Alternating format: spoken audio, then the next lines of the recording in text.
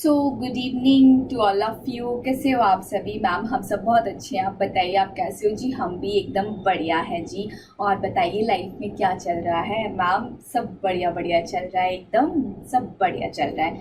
पढ़ाई के क्या हाल चाल है मैम? पढ़ाई सब एकदम बढ़िया चल रही है। और कोई बात बतानी हो तो बता दो मैम, सब एकदम सही चल रहा है। ठीक है जी मैम, आप बताइए जी। हमारी लाइफ में सब एकदम बिंदास चल रहा है, सब एकदम मौज बहार है, सब एकदम फर्स्ट क्लास है। चलिए हम स्टार्ट करते हैं अपना टॉपिक, उसको हमें कंटिन्यू करना है। आज का हमारा टॉपिक है ई वे बिल, जो कि हमने लास्ट क्लास में स्टार्ट किया था।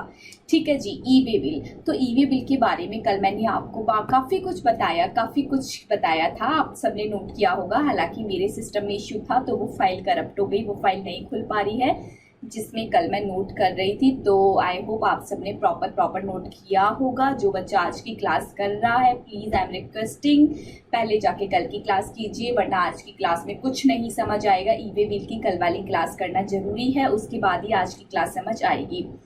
तो मैं सबसे पहले कल की क्लास रिवाइज कराऊंगी और बहुत थोड़ा सा टच दूंगी कि कल की क्लास में क्या पढ़ा था। सबसे पहले कल की क्लास में मैंने 2 कहानियां सुनाई थी। उस कहानी में बताया था कि ई वे बिल की जरूरत क्यों पड़ी और ई वे बिल का जन्म क्यों हुआ।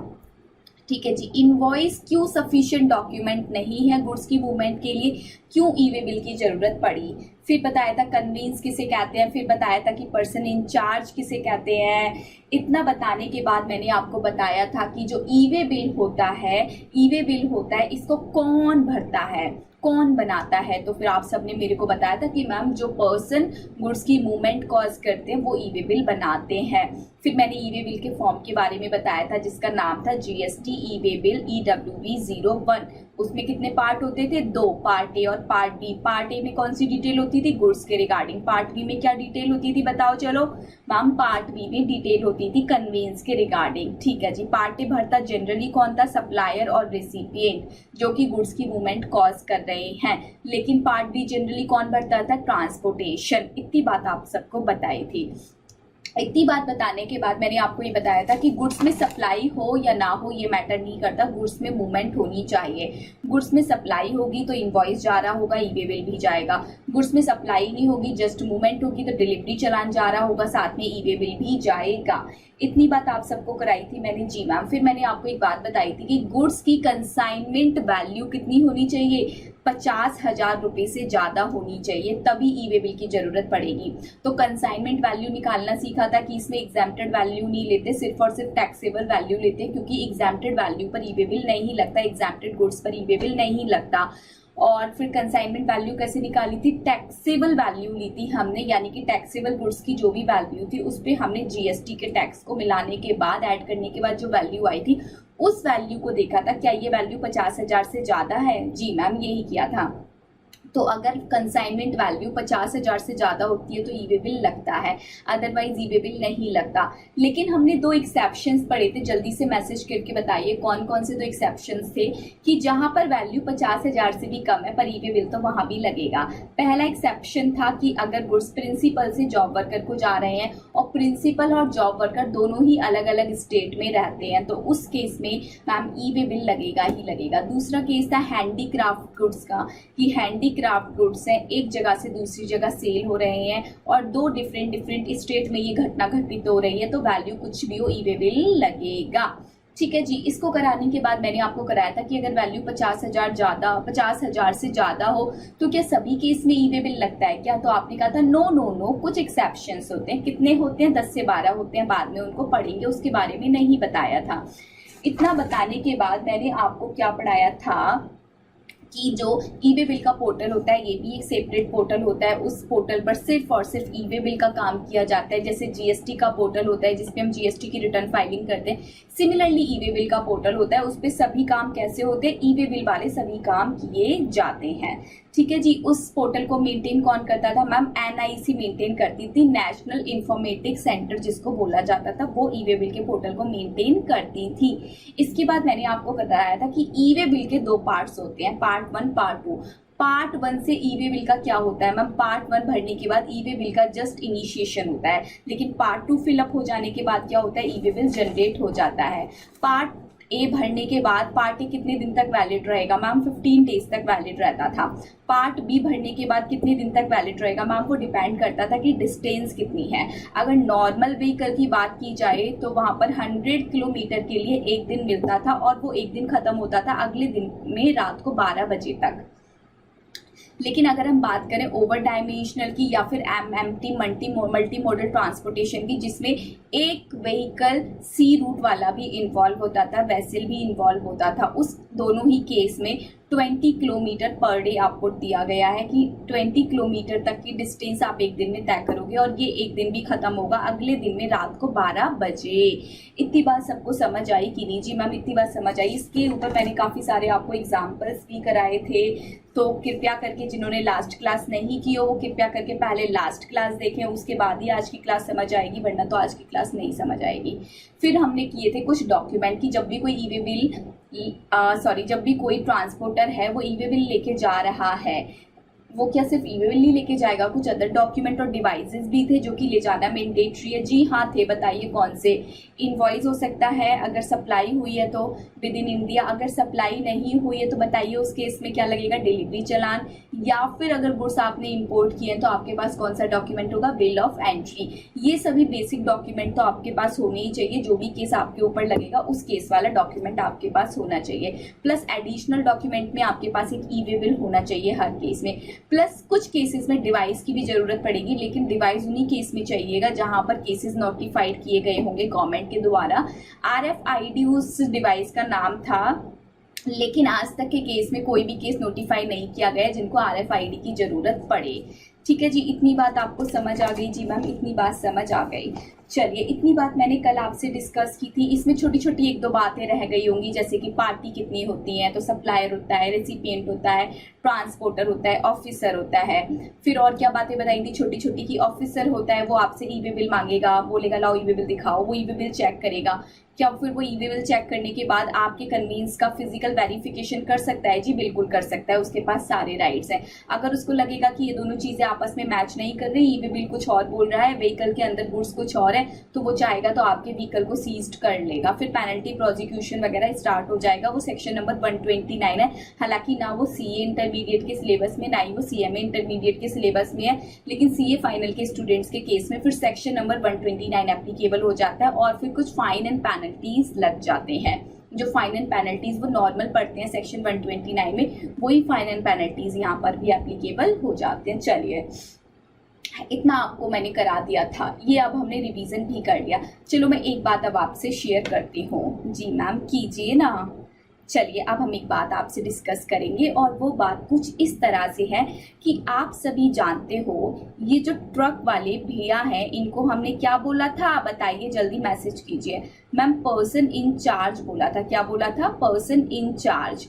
ठीक है जी। अब देखो, ये ट्रक तो मुझे नहीं लगता ये बना है, बट इसको मान लो कि ये ट्रक है। मेरी ड्राइंग बहुत ही ज़्यादा बेकार है, आप सबको तो पता ही है, आप सबसे क्या छुपाना। चलिए, तो ये ट्रक बन गया, मान लीजिए। अब ये जो पर्सन इन चार्ज है इनके पास कौन कौन से डॉक्यूमेंट्स होने चाहिए थे आप सबको पता है। ई वे बिल होना चाहिए एडिशनल डॉक्यूमेंट में। मान लो ये सप्लाई है तो फिर इनके पास क्या होना चाहिए? इनवॉइस होना चाहिए। ठीक है जी। इनवॉइस की आपके पास फिजिकल कॉपी होनी चाहिए, नोट कर लीजिएगा। डॉक्यूमेंट्स वाले पॉइंट को ही आगे बढ़ा रही हूँ कि जब भी ये PIC पर्सन इंचार्ज डॉक्यूमेंट्स लेके जा रहे हैं तो इनवॉइस की इनके पास क्या होनी चाहिए? फिजिकल कॉपी होनी चाहिए। अब वो फोटो स्टेट भी हो सकता है और ओरिजिनल भी हो सकता है, बट आप सबको मैंने पढ़ाया था कि जब इनवॉइस की हम बात करते हैं तो 3 कॉपी बनती है गुड्स के केस में। ओरिजिनल रेसिपिएंट को जाती थी, डुप्लीकेट ट्रांसपोर्टर को जाती थी, ट्रिप्लीकेट सप्लायर के पास रहती थी। तो इसके पास कौन सी वाली कॉपी होती होगी मैम? इसके पास तो डुप्लीकेट वाली कॉपी होती होगी। चलो, ई वे बिल जब आप पार्ट बी भरोगे तो आपके पास एक नंबर जनरेट हो जाएगा। आपके पास क्या होगा? Number generate. अब आपके पास उसकी फिजिकल कॉपी या फिर कोई प्रिंट आउट नहीं है, बट ये नंबर है तब भी चलेगा। अगर ये नंबर भी नहीं है और ई वे बिल आपके फ़ोन में सेव है तब भी चलेगा। यानी कि ई वे बिल के केस में आप चाहो तो मैं यहाँ पर लिख रही हूँ, उसकी फिजिकल कॉपी का प्रिंट आउट भी कैरी कर सकते हो। आप चाहो तो उसका सिर्फ और सिर्फ नंबर भी कैरी कर सकते हो, ई वे बिल नंबर। और अगर ई वे बिल आपके फ़ोन में है तो वो फ़ोन में भी चल जाएगा। तो इस तरह से डॉक्यूमेंट कैरी करने के तरीके होते हैं। इतनी बात समझ आई कि नहीं? जी मैम, इतनी बात हमको समझ आ गई। चलिए अब मैं आपको एक टॉपिक पढ़ा रही हूँ ई इनवॉइस का। बहुत ही लाइट बिट आइडिया दूंगी, बहुत ही थोड़ा सा बिल्कुल लाइट सा आइडिया दूंगी, बिल्कुल लिटिल सा आइडिया दूंगी, क्योंकि ये अभी आपके सिलेबस के लिए एप्लीकेबल नहीं हुआ। हालांकि 4 अप्रैल 2020 से आ चुका था, लेकिन ये पैंडेमिक की वजह से इस प्रोविजन को भी डेफर कर दिया गया है। ये ई वे बिल के साथ साथ एक ई इनवॉइस का कॉन्सेप्ट भी आया है, तो मे बी आपको इसके प्रोविजन कहीं ना कहीं दिख जाएंगे, बट अभी ये आपके सिलेबस में एप्लीकेबल नहीं हुए क्योंकि ये डेफर कर दिए गए हैं। कब से एप्लीकेबल होंगे, अब जब नोटिफिकेशन आएगी तभी बताया जाएगा। तो हालांकि जो मैंने आपको कंटेंट दिया है उसमें ये प्रोविजन आपको नहीं मिलेंगे। सीएमए स्टूडेंट के स्टडी मटेरियल में प्रोविजन आपको मिल जाएंगे, बट आपको वो पढ़ना नहीं है। मैं आपको पीडीएफ फाइल दूंगी, आपको वहां से पढ़ना है। पर फिर भी समझ लो कि ये क्या है, बहुत छोटी सी बात है और बड़ी इंटरेस्टिंग बात है। देखो ई इनवॉइस से क्या होगा ना कि जो भी कोई सप्लायर है, सप्लायर इनवॉइस तो बनाते होंगे। इनवॉइस वो अपनी फिजिकल फॉर्म में अपने रजिस्टर पे बनाते होंगे, या फिर हो सकता है अपने कंप्यूटर सिस्टम के अंदर वो इनवॉइसिंग मेंटेन करते हो। जैसे भी वो इनवॉइस मेंटेन करते होंगे वैसे ही वो इनवॉइस मेंटेन करेंगे। लेकिन क्या होगा, इनवॉइस का एक अलग से पोर्टल बनाया गया है। उस पोर्टल के ऊपर आपको अपने इनवॉइस की डिटेल अपलोड करनी होगी in the form number INV01। ये एक फॉर्म है पोर्टल पर INV01 करके। आप अपने इनवॉइस को आपने किसी भी फॉर्मेट में बना रखा हो, चाहे ऑन पेपर, चाहे आपने सिस्टम के अंदर कैसे भी बना रखा हो, बट उस ई इनवॉइस की डिटेल अब आप पोर्टल पर अपलोड करोगे। और पोर्टल पर अपलोड करते ही वो डिटेल किसको मिल गई? आज ही के दिन गवर्नमेंट को मिल गई। बात समझ आई कि नहीं? जी मैम आई। तो ये ई इनवॉइस क्या होगा, पोर्टल पर अपलोड हो जाएगा। ई इनवॉइस का अलग से एक पोर्टल बना हुआ है, जैसे जीएसटी के लिए अलग पोर्टल है, ई वे बिल के लिए अलग पोर्टल है। सिमिलरली ई इनवॉइस के लिए भी एक अलग से इनवॉइस पोर्टल बनाया गया है। इतनी बात समझ आई कि नहीं? जी मैम, इतनी बात समझ आई। अब देखो क्या होगा, क्या ये प्रोविजन सबके ऊपर एप्लीकेबल होगा ई इनवॉइसिंग? नो, ये कुछ ही केस में एप्लीकेबल है, कुछ ही केसेस में एप्लीकेबल है। उन केसेस में एप्लीकेबल होगा जो कि केस नोटिफाई किए जाएंगे गवर्नमेंट के द्वारा। लेकिन आज तक की डेट में कोई केस नोटिफाई नहीं हुआ है, इवन ये प्रोविजन भी इनएप्लीकेबल नहीं हुआ। लेकिन एक छोटा सा आइडिया और ले लो, ताकि इन फ्यूचर कभी कोई दिक्कत आए तो आपको ये बात पता होनी चाहिए। हालांकि जब भी अमेंडमेंट आएगी मैं उसकी अमेंडमेंट क्लास यूट्यूब पर डालूंगी, बट अभी ये चीज़ प्रॉपर एग्जाम में एप्लीकेबल नहीं है। पता नहीं कब से एप्लीकेबल होगा, ICAI ने अभी कुछ भी फाइनल नहीं किया इस पर। देखो अब होता क्या है, आप सब जानते हो, ये है सप्लायर, ठीक है जी। अब सप्लायर क्या करेंगे, इनवॉइस की डिटेल INV01 में फिलअप करेंगे। अब जैसे ही ये इनवॉइस की डिटेल इनवॉइस 01 में फिलअप करेंगे, उसके बाद आप सब मुझे एक बात बताइए, ये वाली बात भूल जाइए। अब जब इनवॉइस होता है, सप्लायर सेल करता है, तो वो क्या भरता है? सेल के टाइम पर GSTR1 भरता है कि नहीं भरता? जी मैम, GSTR1 भरता है। उसके बाद जो GSTR1 होता है वो GSTR2A में ऑटो पॉपुलेटेड होता है कि नहीं होता? जी मैम, होता है। उसके बाद अगर कोई अपना ई वे बिल बना रहा होगा तो ई वे बिल में उसको पार्ट ए भरना पड़ेगा कि नहीं भरना पड़ेगा? जी भरना पड़ेगा। और पार्ट ए में सारी गुड्स की डिटेल ही होती है। तो जैसे ही आप इनवॉइस का डेटा INV01 में भरोगे, वैसे ही ये सभी फॉर्म्स अपने आप ऑटो पॉपुलेटेड हो जाएंगे। आपको फिर कोई सा भी फॉर्म भरने की अलग से ज़रूरत नहीं पड़ेगी। INV01 भरते ही सारे के सारे फॉर्म्स जो कि आपको भरने होते थे खुद से, वो सब ऑटो पॉपुलेटेड हो गए, वो सब खुद से भर गए। देखो है ना कितना कमाल का प्रोविज़न। मैम ये तो बड़ा ही कमाल का प्रोविज़न है, पर ये अभी इन्फोर्स नहीं हुआ, जल्दी से हो जाएगा। पर ये सबके लिए एप्लीकेबल नहीं होगा, कुछ ही रजिस्टर्ड पर्सन्स के लिए एप्लीकेबल होगा। किन के लिए एप्लीकेबल होगा, नोटिफिकेशन में बताया जाएगा। चलिए इतनी बात समझ आई कि नहीं? जी मैम, इतनी बात तो हमको समझ आ गई है। अब हम करते हैं एक न्यू टॉपिक। चलो एक टॉपिक और है, आ जाइए। आपने दो तरह की चीजें पढ़ी। एक तो आपने पढ़ा बात कन्वींस की बात आपने पढ़ी। कन्वींस की बात को मैं दो पार्ट्स में यहाँ पर डिवाइड कर रही हूँ। एक में तो रख रही हूँ मैं नॉर्मल जीटीए वाला जो होता है, ट्रक व्हीकल, कोई सा भी व्हीकल है जीटीए जो कि ऑन रोड चल रहा है, मैं यहाँ पर लिख दे रही हूँ ऑन रोड वाला कन्वींस, ठीक है जी। दूसरी साइड में लिख रही हूँ रेलवे, और मैं लिख रही हूँ एयरवे, और मैं लिख रही हूँ, और मैं एक और लिख रही हूँ वेसल। ये तीन चीज हमारे पास होती है। वेसल, या फिर इसको हम सी रूट भी लिख सकते हैं, कुछ भी लिख सकते हैं आप। रेलवे, एयरवे और वेसल वे लिख लीजिए, ठीक है जी। अब देखिए, आप सभी जानते हो कि गुड्स किसी भी मीडियम के थ्रू भेजा जाए, ई वे बिल तो लगेगा। और ई वे बिल कब चाहिए? जब आप गुड्स की मूवमेंट कॉज कर रहे हो तभी ई वे बिल चाहिए होता है। जी हाँ, आप सुनो इस वाले केस में। सबसे पहले ये जो ट्रक वाले भैया थे, ये जो ट्रक लेके जा रहे थे, ये अपने साथ क्या लेके जाएंगे? ई वे बिल लेके जाएंगे कि नहीं? जी मैम, बिल्कुल ई वे बिल लेके जाएंगे। तो ई वे बिल जब तक इनके हाथ में नहीं होगा ना, ये ट्रक चलाएंगे ही नहीं, क्योंकि इनको रास्ते में कोई भी ऑफिसर पकड़ सकता है। तो ई वे बिल जनरेट यहाँ पर इनको गुड्स की मूवमेंट से पहले ही करना पड़ेगा। अगर मैं बात करूँ रेलवे, एयरवे, वेसल की, तो सपोज मैं एक शॉपकीपर हूँ, मैंने रेसिपिएंट को गुड्स भेजा, रेसिपिएंट ने मुझे कहा था कि ये गुड्स आप मेरे घर तक भिजवा देना। मैं उन गुड्स को लेके रेलवे के पास पहुंची। मैंने रेलवे वालों को बोला कि ये जो गुड्स हैं, इन गुड्स को आपको मुंबई तक ले जाना है, और मैं किसके थ्रू मुंबई भेज रही हूँ? रेलवे के थ्रू। अब जब मैं गुड्स का बैग लेके मैं पहुंची थी रेलवे वालों के पास, तो रेलवे वालों ने क्या किया? मुझसे गुड्स लिए और बदले में मुझको क्या दे दी? रेलवे रिसीट दे दी। क्या दे दी बदले में मुझको? रेलवे रिसीट दे दी। रेलवे वालों ने मुझसे गुड्स लेके रेलवे रिसीट दे दी। सिमिलरली गुड्स को अगर मैं एयरवे के थ्रू लेके जाती तो एयरवे वाले क्या करते? मुझसे गुड्स लेने के बाद मेरे को क्या दे देते? एयरवे बिल दे देते। क्या दे देते? एयरवे बिल दे देते। अगर मैं गुड्स लेके वेसल वालों के पास जाती तो वो मेरे को क्या दे देते? बिल ऑफ लैंडिंग दे देते। ये सब डिफरेंट डॉक्यूमेंट्स हैं कि मैं गुड्स लेके जा रही हूँ रेलवे वालों के पास, तो वो अपना एक बिल मेरे को दे देंगे। एयरवे वालों के पास जा रही हूँ तो वो अपना एक बिल मेरे को दे देंगे। उन सबके अपने अपने बिल के नाम होते हैं। तो जब गुड्स रेलवे में रख के जा रहा है ना, तो रेलवे वालों को ई वे बिल कैरी करने की जरूरत नहीं होती, उनको रास्ते में कोई ऑफिसर नहीं पकड़ रहा। सिमिलरली एयरवे वालों को भी ई वे बिल कैरी करने की जरूरत नहीं होती, उनको एयरवे पे ऊपर कोई भी ऑफिसर नहीं पकड़ रहा। सिमिलरली वेसल वालों को पानी के बीच में जाके कोई ऑफिसर नहीं पकड़ रहा। इस केस में जब ये व्हीकल चल रहे हैं तब इनको ई वे बिल कैरी करने की जरूरत नहीं होती। अच्छा मैम, ऐसी बात है क्या? जी हाँ, जब ये गुड्स यहाँ से चल के जा रहे हैं तब इनको ई वे बिल कैरी करने की जरूरत नहीं होती। पर्सन इंचार्ज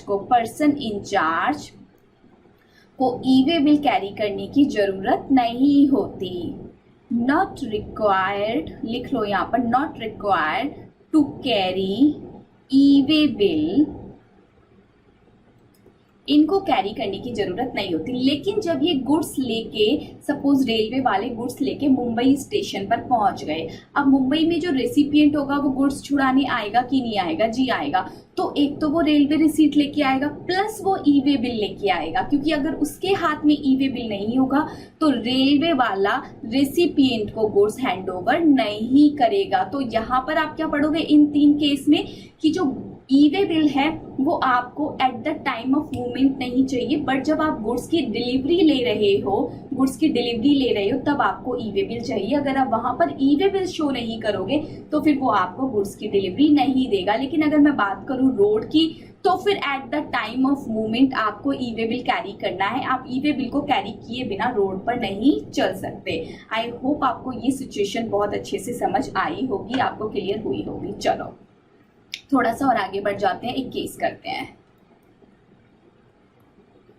अब केस कुछ ऐसा है, सपोज ये जो ट्रक वाले हैं, अब देखो ट्रक तो आता नहीं है बनाने, तो अब आप समझ जाइएगा कि ये ट्रक है। ये जो ट्रक वाले हैं यानी कि जो पर्सन इंचार्ज है, ये ट्रक लेके अपना जा रहे हैं, ठीक है जी। अब रास्ते में इनको मिल गया ऑफिसर, और ऑफिसर ने इनको बोला रुक जाओ, इससे आगे नहीं जा सकते। तो ट्रक वाले में से पर्सन इंचार्ज उतर के आया और यहाँ से ऑफिसर चल के आया। ऑफिसर ने बोला पर्सन इंचार्ज को कि चलिए डॉक्यूमेंट दिखाइए। पर्सन इंचार्ज ने डॉक्यूमेंट दिखाना शुरू किया और पर्सन इंचार्ज ने जितने भी डॉक्यूमेंट्स दिखाए सभी डॉक्यूमेंट्स क्या थे, एकदम सही थे। उसके बाद क्या होता है, after checking all the documents, officer, लिख लीजिए, officer need to file summary report within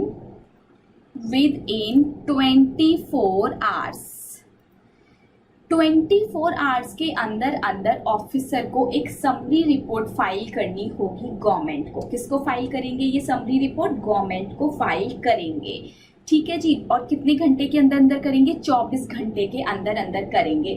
जैसे ही ऑफिसर ने ट्रक वाले को रोका, ट्रक वाले का सब कुछ चेक किया, सारे डॉक्यूमेंट कंप्लीट थे, तो उन्होंने ट्रक वाले को जाने दिया होगा, ठीक है आप जाइए। लेकिन ऑफिसर की ड्यूटी बनती है, क्या ड्यूटी बनती है ऑफिसर की, कि ऑफिसर को GST, लिख लीजिए, GST ई वे बिल 03A फाइल करना पड़ता है, जो कि एक समरी फॉर्म होता है, जो कि एक समरी रिपोर्ट होती है। क्या होती है ये? एक समरी रिपोर्ट होती है जो कि ऑफिसर को फाइल करनी होती है। गवर्नमेंट को बताना होता है कि हमने इस वाले ट्रक को रोका था, इस वाले ट्रक का नंबर ये था, इसमें इतने गुड्स थे, इसके पास इतने रुपए का इनवॉइस मिला, इतने गुड्स टैक्सेबल थे, इतने रुपए का टैक्स लगा रखा है, बला बला बला। ये सारी चीजें ऑफिसर बताएगा। किसको बताएगा? गवर्नमेंट को बताएगा। समरी रिपोर्ट इश्यू करके बताएगा।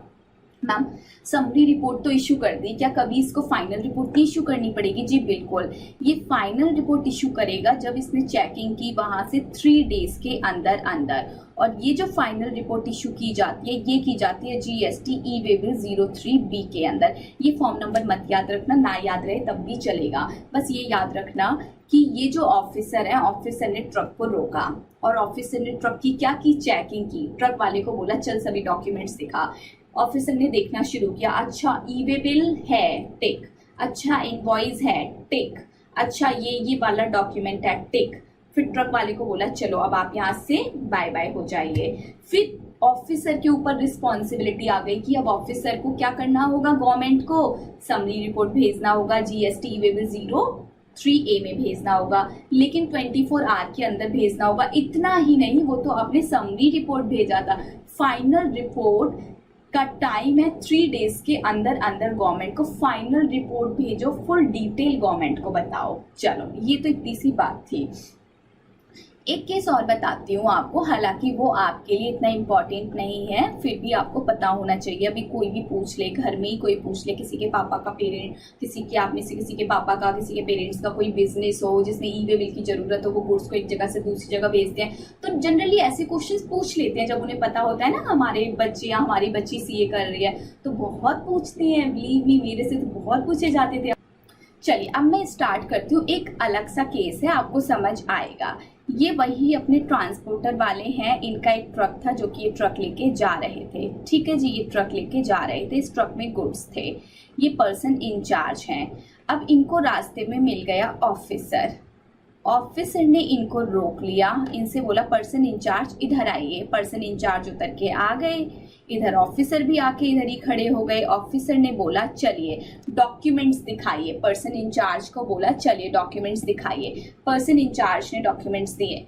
ऑफिसर बोलता है ई वे बिल है, इनवॉइस है, सब कुछ है, लेकिन वो टाटा बाय बाय नहीं बोलता, वो अननेसेसरीली इस ट्रक को रोक के रखता है। अब आप खुद बताइए कोई अननेसेसरीली ट्रक को क्यों रोक के रखेगा?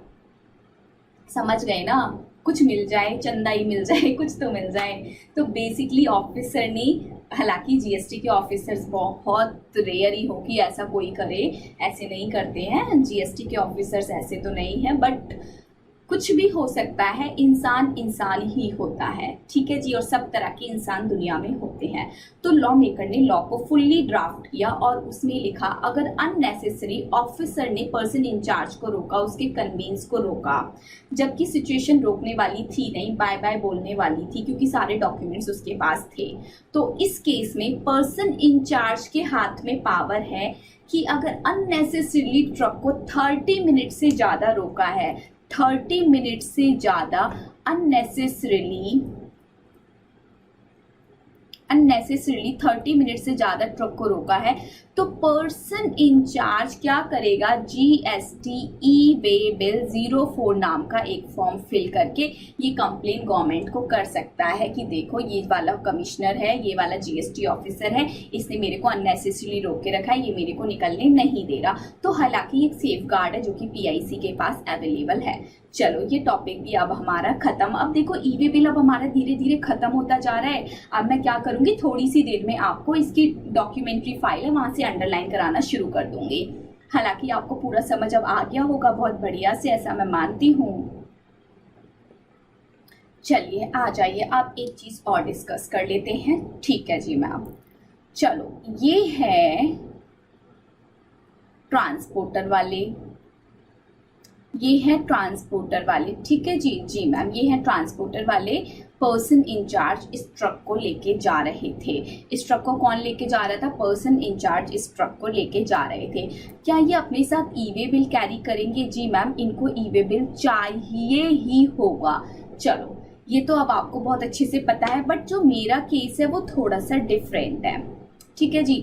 सपोज करो ये एक शॉप है, ये जो शॉप है ये बड़ी ही पतली सी नैरो सी गली में है, ठीक है जी, बहुत ही पतली सी और नैरो सी गली में, या फिर आप कह लो कि बहुत ही सिटी से जाके बहुत ही अंदर वाले एरिया में। जनरली होता है ना कि काफ़ी सारे बिजनेस ऐसे होते हैं जो मेन सिटी में नहीं होते पर सिटी से काफ़ी अंदर जाके खोल रखे होते हैं उन्होंने, क्योंकि उनको काफ़ी ज़्यादा स्पेस की ज़रूरत होती है, डिफरेंट इन्वायरमेंट की ज़रूरत होती है, उनकी फैक्ट्री से पॉल्यूशन वगैरह निकलता है, तो उन्होंने अपना जो खोला हुआ है बिजनेस वो एक ऐसी जगह में खोला हुआ है जहाँ पर कन्वेंस एंट्री ही नहीं कर सकता, जहाँ पर ये जो कन्वेंस है ये कन्वेंस एंट्री ही नहीं कर सकता। ठीक है मैम, ये जो कन्वेंस है ये एंट्री नहीं कर सकता, हम ये बात समझ रहे हैं, ठीक है।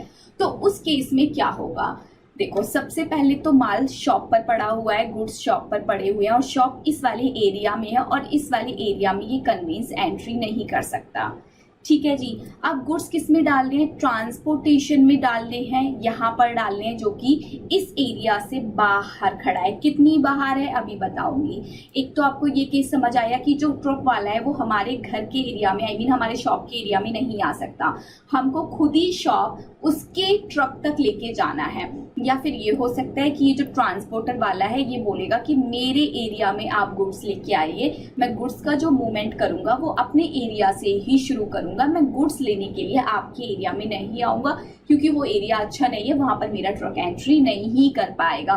तो सिचुएशन कुछ भी हो, मेरे कहने का मतलब बस यही है कि जो गुड्स हैं वो गुड्स यहाँ से यहाँ तक तो पहुंचाने पड़ेंगे कि नहीं पहुंचाने पड़ेंगे, जी मैम पहुंचाने पड़ेंगे। अब ये जो शॉपकीपर अपने हाथ में तो लेके जाएंगे नहीं, बिल्कुल नहीं जाएंगे। हो सकता है मान लो ये किसी फेडर व्हीकल का यूज करे, ये किसी फेडर व्हीकल का यूज करेगा, किसका यूज करेगा, फेडर व्हीकल का, और फेडर व्हीकल में ये गुड्स को रखेगा और गुड्स यहाँ से यहाँ तक जाएगा। बट ये बात तो ठीक है मैम, ऑब्वियसली वो किसी न किसी मोड का तो यूज करेगा तभी गुड्स को आगे लेके जाएगा। तो देखो जब यहाँ से गुड्स मूव होना शुरू हुआ उसी टाइम पर आपने पार्ट ए तो भरा ही होगा, उस पार्ट ए के बेसिस पर ही आप ये वाली मूवमेंट भी कॉज कर सकते हो। इस वाले केस में आपको पार्ट भी आपके पास भरा हो ये जरूरी नहीं है। पार्ट भी भरने का काम किसका होता है, ट्रांसपोर्टर का होता है। अब जब गुड्स यहाँ से यहाँ आ जाएगा ट्रांसपोर्टर उसके बाद भी पार्ट भी भर सकता है। पहले भर गया है तब तो बहुत ही अच्छी बात है, लेकिन अगर इस वाली डिस्टेंस में पार्ट भी नहीं भरा हुआ है तो उस केस में कोई टेंशन वाली बात नहीं है। पार्ट भी तो वैसे भी ट्रांसपोर्टर ही भरेगा और वो बाद में भर सकता है। लेकिन जब ट्रांसपोर्टर गुड्स की मूवमेंट लेके चल रहा है तो फिर ई वे बिल पूरा का पूरा जनरेट हो चुका होना चाहिए। चलो, इतनी बात तो आप सबको समझ आई होगी। मेरे कहने का मतलब यही है कि जब गुड्स यहाँ से या इस फेडर व्हीकल में जा रहे हैं उस टाइम पर पार्ट भी नहीं भरा हुआ होगा, ई वे बिल नहीं जनरेट हुआ होगा, तब भी बात बन जाएगी। लेकिन ट्रांसपोर्टर के यहाँ पर पहुंच के अब पार्ट भी भरना पड़ेगा, क्योंकि ट्रांसपोर्टर गुड्स को लेके निकल ही नहीं सकता जब तक कि ई वे बिल जनरेट नहीं होगा। मैम, ये जो पार्ट भी भरा जाएगा, ये जो पार्ट बी भरा जाएगा, इस पार्ट बी में आपने हमको बताया था कि हमको क्या देना होता है, कन्वेंस का डिटेल देना होता है। क्या देना होता है? कन्वेंस का डिटेल देना होता है। तो एक तो ये वाले कन्वेंस की डिटेल इस पार्ट बी में आ जाएगी। क्या ये जो फेडर व्हीकल यूज किया है इसकी डिटेल भी पार्ट बी में आएगी क्या?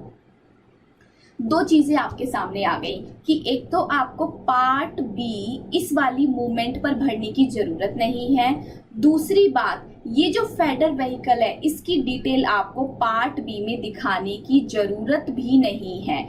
दो बात आपके सामने आई कि इस वाली डिस्टेंस के बेसिस पर पार्ट बी नहीं भरोगे तो चलेगा, प्लस ये जो व्हीकल आपने बीच में यूज किया है ये वाले व्हीकल का नंबर पार्ट बी में आपको अपडेट करने की जरूरत नहीं है। लेकिन कब? जब ये जो डिस्टेंस है ये 50 किलोमीटर तक हो, प्लस ये ट्रांजैक्शन इंट्रा हुई हो, ये कंडीशन पूरी हो जाएगी तो मान लिया जाएगा कि आप पार्ट बी मत भरिए और ये वाले व्हीकल का नंबर इस वाले पार्ट बी में अपडेट मत कीजिए। लेकिन अगर सपोज करो ये जो डिस्टेंस है ये 50 किलोमीटर से ज्यादा है, 51 किलोमीटर है, तो क्या होगा? अगर ये डिस्टेंस 51 किलोमीटर है तो पार्ट बी आपको पहले ही भरना पड़ेगा, और जब आप पार्ट बी भरोगे तो वहां पर इस वाले कन्वेंस का, ये फेडर कन्वेंस का डिटेल आपको अपडेट करना होगा। फिर जब आप यहाँ पहुंच जाओगे फिर इस बड़े वाले कन्वेंस का भी डिटेल आपको पार्ट बी में अपडेट करना होगा। अगर मान लो ये डिस्टेंस सिर्फ और सिर्फ 10 किलोमीटर है, लेकिन ये 10 किलोमीटर में आप दिल्ली से निकल के यूपी पहुंच गए, हो सकता है ना आप दिल्ली एनसीआर में रह रहे हो, फिर आपने एकदम से नोएडा में आपको जाना हो, तो 10 किलोमीटर में भी आप डिस्टेंस कवर कर सकते हो कि नहीं कर सकते हो? जी मैम, बिल्कुल कर सकते हैं। तो 10 किलोमीटर डिस्टेंस थी, लेकिन ट्रांजेक्शन क्या हो गई? इंट्रा। अब बताइए पार्ट बी जो भरा जाएगा उसमें पहले तो ये बताओ कि जो पार्ट बी है वो जर्नी शुरू होने से ही पहले भरा जाएगा कि नहीं? जी मैम, जब ये फेडर व्हीकल अपनी जर्नी शुरू करेगा इससे पहले ही इसको पार्ट बी भरना होगा। प्लस इस फेडर व्हीकल की जो डिटेल है वो पार्ट बी में अपडेट की जाएगी कि नहीं की जाएगी? जी बिल्कुल की जाएगी। क्यों नहीं की जाएगी? बिल्कुल की जाएगी। चलो, इतनी बात आई होप सबको समझ आई होगी।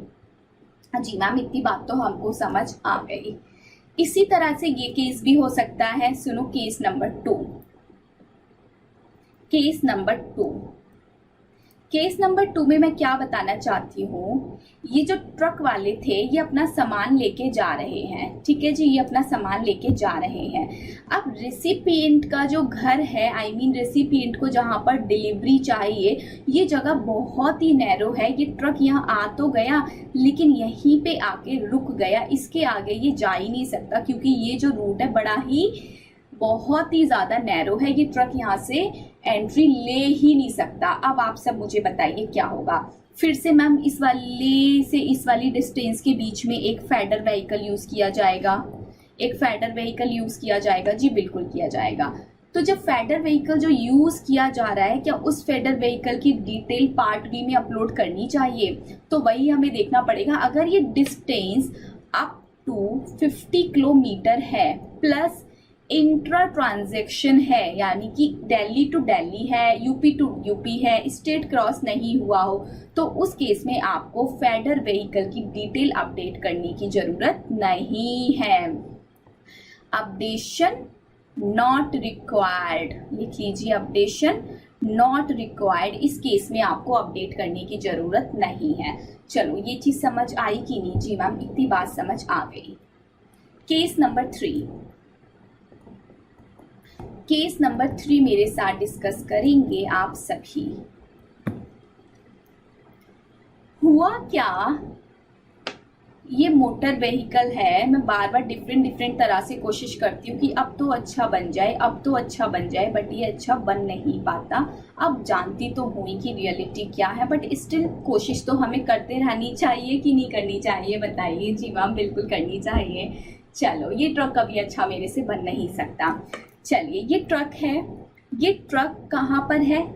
यूपी में है। इसको गुड्स लेके पहुंचना है, सपोज करो इसको गुड्स लेके कहाँ पर पहुंचना है, राजस्थान पहुंचना है। बहुत बुला लिया दिल्ली, अब भेज देते हैं राजस्थान। ठीक है जी, यूपी से जब ये राजस्थान जा रहा था तो यहाँ पर पहुंचते ही इस ट्रक का क्या हो गया, एक्सीडेंट हो गया। इस ट्रक का एक्सीडेंट हो गया। ठीक है जी, अब क्या हुआ, अब ये ट्रक तो इस चीज से आगे बढ़ ही नहीं सकता, यहीं पे रुक गया कि नहीं रुक गया। जी मैम ये तो रुक गया, तो चलने लायक हालत में ही नहीं रहा। तो ये जो ट्रांसपोर्टर वाला था, इसका नाम ले लेते हैं हम कार्गो ट्रांसपोर्टर। ये कार्गो ट्रांसपोर्टर वाले को पता लगा कि मेरा ट्रक पलट गया, राजस्थान पहुंचने से पहले ही पलट गया। तो कार्गो वालों ने यहाँ पर एक दूसरा ट्रक भेज दिया। ठीक है जी, अब क्या किया, ये जो भी गुड्स थे ये निकाल के इस वाले कार्गो ट्रक में डाल दिए और ये वाला ट्रक अब आगे मूव कर गया। तो इस केस में क्या हुआ, पार्ट बी तो ऑलरेडी भरा जा चुका था कि नहीं बताइए। जी मैम पार्ट बी तो ऑलरेडी भरा जा चुका था। पार्ट बी में ऑलरेडी ये वाले ट्रक का डिटेल था कि नहीं, इसको मैं नाम दे देती हूँ ट्रक 1। पार्ट बी में कौन से वाले व्हीकल का आपने डेटा अपडेट कर रखा होगा, ऑलरेडी ट्रक 1 का। लेकिन क्योंकि रास्ते में एक्सीडेंट हुआ, ट्रक पलट गया, फिर आपने ट्रक 2 यूज किया, उसी सेम ट्रांसपोर्टर ने अपना दूसरा ट्रक भेजा। तो यानी कि देखो यहाँ पर ट्रांसपोर्टर सेम है, उसी ट्रांसपोर्टर का ट्रक 1 था, उसी ट्रांसपोर्टर का ट्रक 2 है। तो उस केस में क्या करोगे, अब आप ये जो पार्ट बी है इसमें आप क्या करोगे, अपडेट करोगे ट्रक 2 की डिटेल, ट्रक 2 का व्हीकल नंबर सब कुछ इसमें भर दोगे, पार्ट बी को पूरी तरह से अपडेट कर दोगे। और जैसे ही पार्ट बी पूरी तरह से अपडेट हो जाएगा, ट्रक वाले भैया ट्रक को लेके राजस्थान की ओर निकल जाएंगे। बात समझ आई कि नहीं मैम? आई। केस नंबर 4 और एक ये लास्ट केस है इस वाली चर्चा का जो अब हम कर रहे हैं। ठीक है जी, केस 4 में क्या हुआ, ये फिर से ट्रक है, ये जो ट्रक है ये ट्रक जा रहा था, ये ट्रक यहाँ पर पहुंचा, यूपी से निकला था, कार्गो वालों का ये ट्रक था। इस ट्रक का नाम मैं दे देती हूँ ट्रक 1। ये ट्रक निकला यूपी से, इस ट्रक को कहाँ पर जाना था, इस ट्रक को जाना था राजस्थान जाना था। लेकिन बीच में क्या हुआ, इस ट्रक का एक्सीडेंट हो गया जी, एक्सीडेंट हो गया। इस ट्रक का क्या हो गया, एक्सीडेंट हो गया। अब ट्रक पलट गया। अब क्या किया, कार्गो वालों के पास तो दूसरा ट्रक ही नहीं था, कार्गो वालों के पास तो दूसरा ट्रक ही नहीं था। फिर क्या हुआ, कार्गो वालों ने कहा अरे हमारे पास तो दूसरा ट्रक नहीं है, काम करो दूसरा ट्रांसपोर्टर अरेंज कर दो। अब एबीसी आ गए, एबीसी कार्गो आ गए, कार्गो वालों के पास तो ट्रक नहीं था, लेकिन एबीसी कार्गो वालों ने अपना एक ट्रक यहाँ पर भेज दिया। अब क्या हुआ, यहाँ पर एक नया ट्रक है, पार्ट भी अपडेट होगा कि नहीं बताइए। जी मैम बिल्कुल अपडेट होगा। इवन मैं आपको यहाँ पर बता दूं, हमने ये जो ई वे बिल पढ़ा था जिसमें 2 पार्ट होते थे, पार्ट ए और पार्ट बी, ये पूरा का पूरा ई वे बिल असाइन किया जाएगा कार्गो के द्वारा एबीसी कार्गो को, पूरा का पूरा ई वे बिल असाइन किया जाएगा। उसके बाद एबीसी कार्गो इसमें अपना पार्ट भी अपडेट करेंगे। तो यहाँ पर लिख लो, in such situation e-way bill shall be assigned by Cargo Limited to ABC Cargo and ABC Cargo shall update Part B। ये बात आप इसमें लिख लीजिए। सारी सिचुएशन अब क्लियर हो गई कि नहीं? जी मैम सारी सिचुएशन अब हमारी क्लियर हो गई है। तो एक बार सुन लो, हमने क्या किया। सबसे पहले तो आपने 2 बार एक नॉर्मल फेडर व्हीकल का यूज किया। अगर वो फेडर व्हीकल आप यूज कर रहे हो, अगर वो 50 किलोमीटर तक है और इंटर ट्रांजेक्शन है, तो उस केस में आपको पार्ट भी अपडेट करने की जरूरत नहीं है। लेकिन सडनली सपोज करो आप ट्रक लेके जा रहे थे और रास्ते में एक्सीडेंट हो गया, तो उस केस में क्या होगा, होगा सेम ट्रांसपोर्टर का दूसरा ट्रक आपने यूज किया। जब दूसरा ट्रक यूज किया तो दूसरे ट्रक का डिटेल आपने क्या किया, पार्ट बी में अपडेट किया। लेकिन मान लो अगर एक्सीडेंट हुआ था, कार्गो वालों ने ट्रक नहीं दिया, किसी अनदर कंपनी ने अपना ट्रक भेजा, तो उस केस में पूरा का पूरा ई वे बिल असाइन कर दिया न्यू कंपनी को, न्यू कार्गो कंपनी को, और न्यू कार्गो कंपनी जो एबीसी कार्गो थी हमारे केस में, उसने पार्ट बी अपडेट किया। मैम ये असाइन कौन करता होगा, सप्लायर रेसिपिएंट करेंगे क्या? नो नो नो नो, ये अब ट्रांसपोर्टर टू ट्रांसपोर्टर असाइन होगा, ऐसा लॉ में लिखा हुआ है। चलो मैंने आपको पता है इतना अच्छे से ये चीज करा दी, इतना डिटेल में चैप्टर आपको कराया है, सिर्फ 2 ही क्लास लगी है और इतना डिटेल में हुआ है कि अगर आपसे प्रैक्टिकल लाइफ में कोई कुछ भी पूछ लेगा ना इस चैप्टर पे, आप एक बार नोट्स खोल के भी उसको बताओगे तो उसको डिटेल में बता दोगे। प्रैक्टिकल लाइफ तक का टच आपको इस चैप्टर का 100% मिल चुका है। इतना आपके सिलेबस में नहीं है, बट मैंने क्यों कराया, हर चीज को बुक के हिसाब से नहीं चला सकते ना, बुक के हिसाब से जितना बनता है मैं समटाइम्स आपको कराती हूँ, लेकिन थोड़ा सा एक्स्ट्रा भी कराती हूँ। जहां पर मुझे लगता है कि नहीं, इस चीज की प्रैक्टिकल लाइफ में जरूरत नहीं है, मैनर ऑफ पेमेंट भी कहाँ मैंने टाइम लगाया, एक पूरी क्लास भी नहीं लगाई थी, खत्म हो गया था वो चैप्टर। नहीं आपको उतना ज्यादा डिटेल मैंने दिया क्योंकि उसका प्रैक्टिकल लाइफ में इतना नहीं था। बट ई वे बिल हर किसी की प्रॉब्लम है, हर कोई क्वेश्चन इस पे पुट करता है, तो आप इसके हर एक क्वेश्चन का आंसर देने लायक आज हो गए हो। आप इस चैप्टर में इतना आंसर कर सकते हो जितना एक फाइनल का स्टूडेंट आंसर करेगा। चलिए सिलेबस में है ये पूरा चैप्टर है, वो बात अलग है कि स्टडी मैट में चीजें कट के हैं, थोड़ी सी काट दी है, फिर आगे जाके लिख दी है। तो मैंने यहाँ पर क्या किया, पूरा का पूरा एक ही बार में आपके माइंड में फिट कर दिया, कहानियां सुना सुना के। कंटेंट पढ़ने में कितना टाइम लगना है, बात समझ आई कि नहीं जी? चलो एक कॉन्सेप्ट और होता है कंसोलिडेशन का कॉन्सेप्ट। कंसोलिडेशन का कॉन्सेप्ट मैं आपको बुक के साथ ही कराऊंगी, अभी नहीं करा रही हूँ, जब बुक करेंगे तभी कर लेंगे, सबसे लास्ट में ये कॉन्सेप्ट आएगा। छोटा सा बिल्कुल लिटिल बिट सा आइडिया ले लो, ये ट्रक वाले हैं, इनके पास ये बहुत सारे क्या है, बहुत सारे पर्सन्स का ये गुड्स लेके जा रहे हैं। एक ट्रक है, इस ट्रक में बहुत सारे पर्सन के ये गुड्स हैं, डिफरेंट पर्सन के। तो इस वाले टुकड़े के लिए इनके पास अलग से ई वे बिल होगा, इस वाले टुकड़े के लिए इनके पास अलग से ई वे बिल होगा, इस वाले टुकड़े के लिए इनके पास अलग से ई वे बिल होगा, इस वाले टुकड़े के लिए इनके पास अलग से ई वे बिल होगा। तो ये कितने सारे ई वे बिल कैरी करेंगे, कितने सारे? तो इनके पास एक ऑप्शन होता है कि अपने सभी ई वे बिल को चाहें तो कंसोलिडेट कर सकते हैं और एक ई वे बिल अपने हाथ में रख सकते हैं। उस एक ई वे बिल पर सभी ई वे बिल का डिटेल आ रहा होगा। लेकिन सपोज करो ये जो ट्रक है इसके अंदर छोटे छोटे से गुड्स हैं, 10 हजार के गुड्स हैं, ठीक है जी, 10,000 का गुड्स था, ये 10,000 का गुड्स था, ये भी सपोज करो 10,000 का गुड्स था, ये भी 10,000 का गुड्स था, ये भी 10,000 का गुड्स था, ये भी 10,000 का गुड्स था। इंडिविजुअली देखा जाए तो किसी भी केस में सप्लायर या रेसिपिएंट के द्वारा ई वे बिल नहीं बनाया गया होगा क्योंकि सबकी वैल्यू 50,000 से कम है। लेकिन ई वे बिल की बात अगर मैं ट्रांसपोर्टर के एंगल से करूं तो वैल्यू बताइए, इसके ट्रक में कितने रुपए के गुड्स है मैम? 60,000 के। ये गुड्स 50,000 के से तो ज्यादा के ही हैं, तो लॉ मेकर ने ट्रांसपोर्टर वाले के लिए बोल दिया अगर आप बहुत सारे गुड्स कैरी कर रहे हो और उन टोटल गुड्स की वैल्यू अगर 50,000 से ज्यादा है तो ट्रांसपोर्टर पूरा का पूरा ई वे बिल बनाने की जिम्मेदारी किसकी है? आपकी है। अब इस केस में ई वे बिल कौन बनाएगा? ट्रांसपोर्टर बनाएगा। और वो चाहे तो एक कंसोलिडेटेड ई वे बिल बना ले, चाहे वो तो डिफरेंट बंडल के लिए डिफरेंट ई वे बिल बना ले। तो ये कंसोलिडेटेड प्रोविजन है, अभी और डिटेल में कराऊंगी जब हम आगे करेंगे तब। ई वे बिल के लिए एक पीडीएफ फाइल आपको टेलीग्राम में मिल जाएगी, आप उस टेलीग्राम की फाइल को डाउनलोड कर लीजिएगा।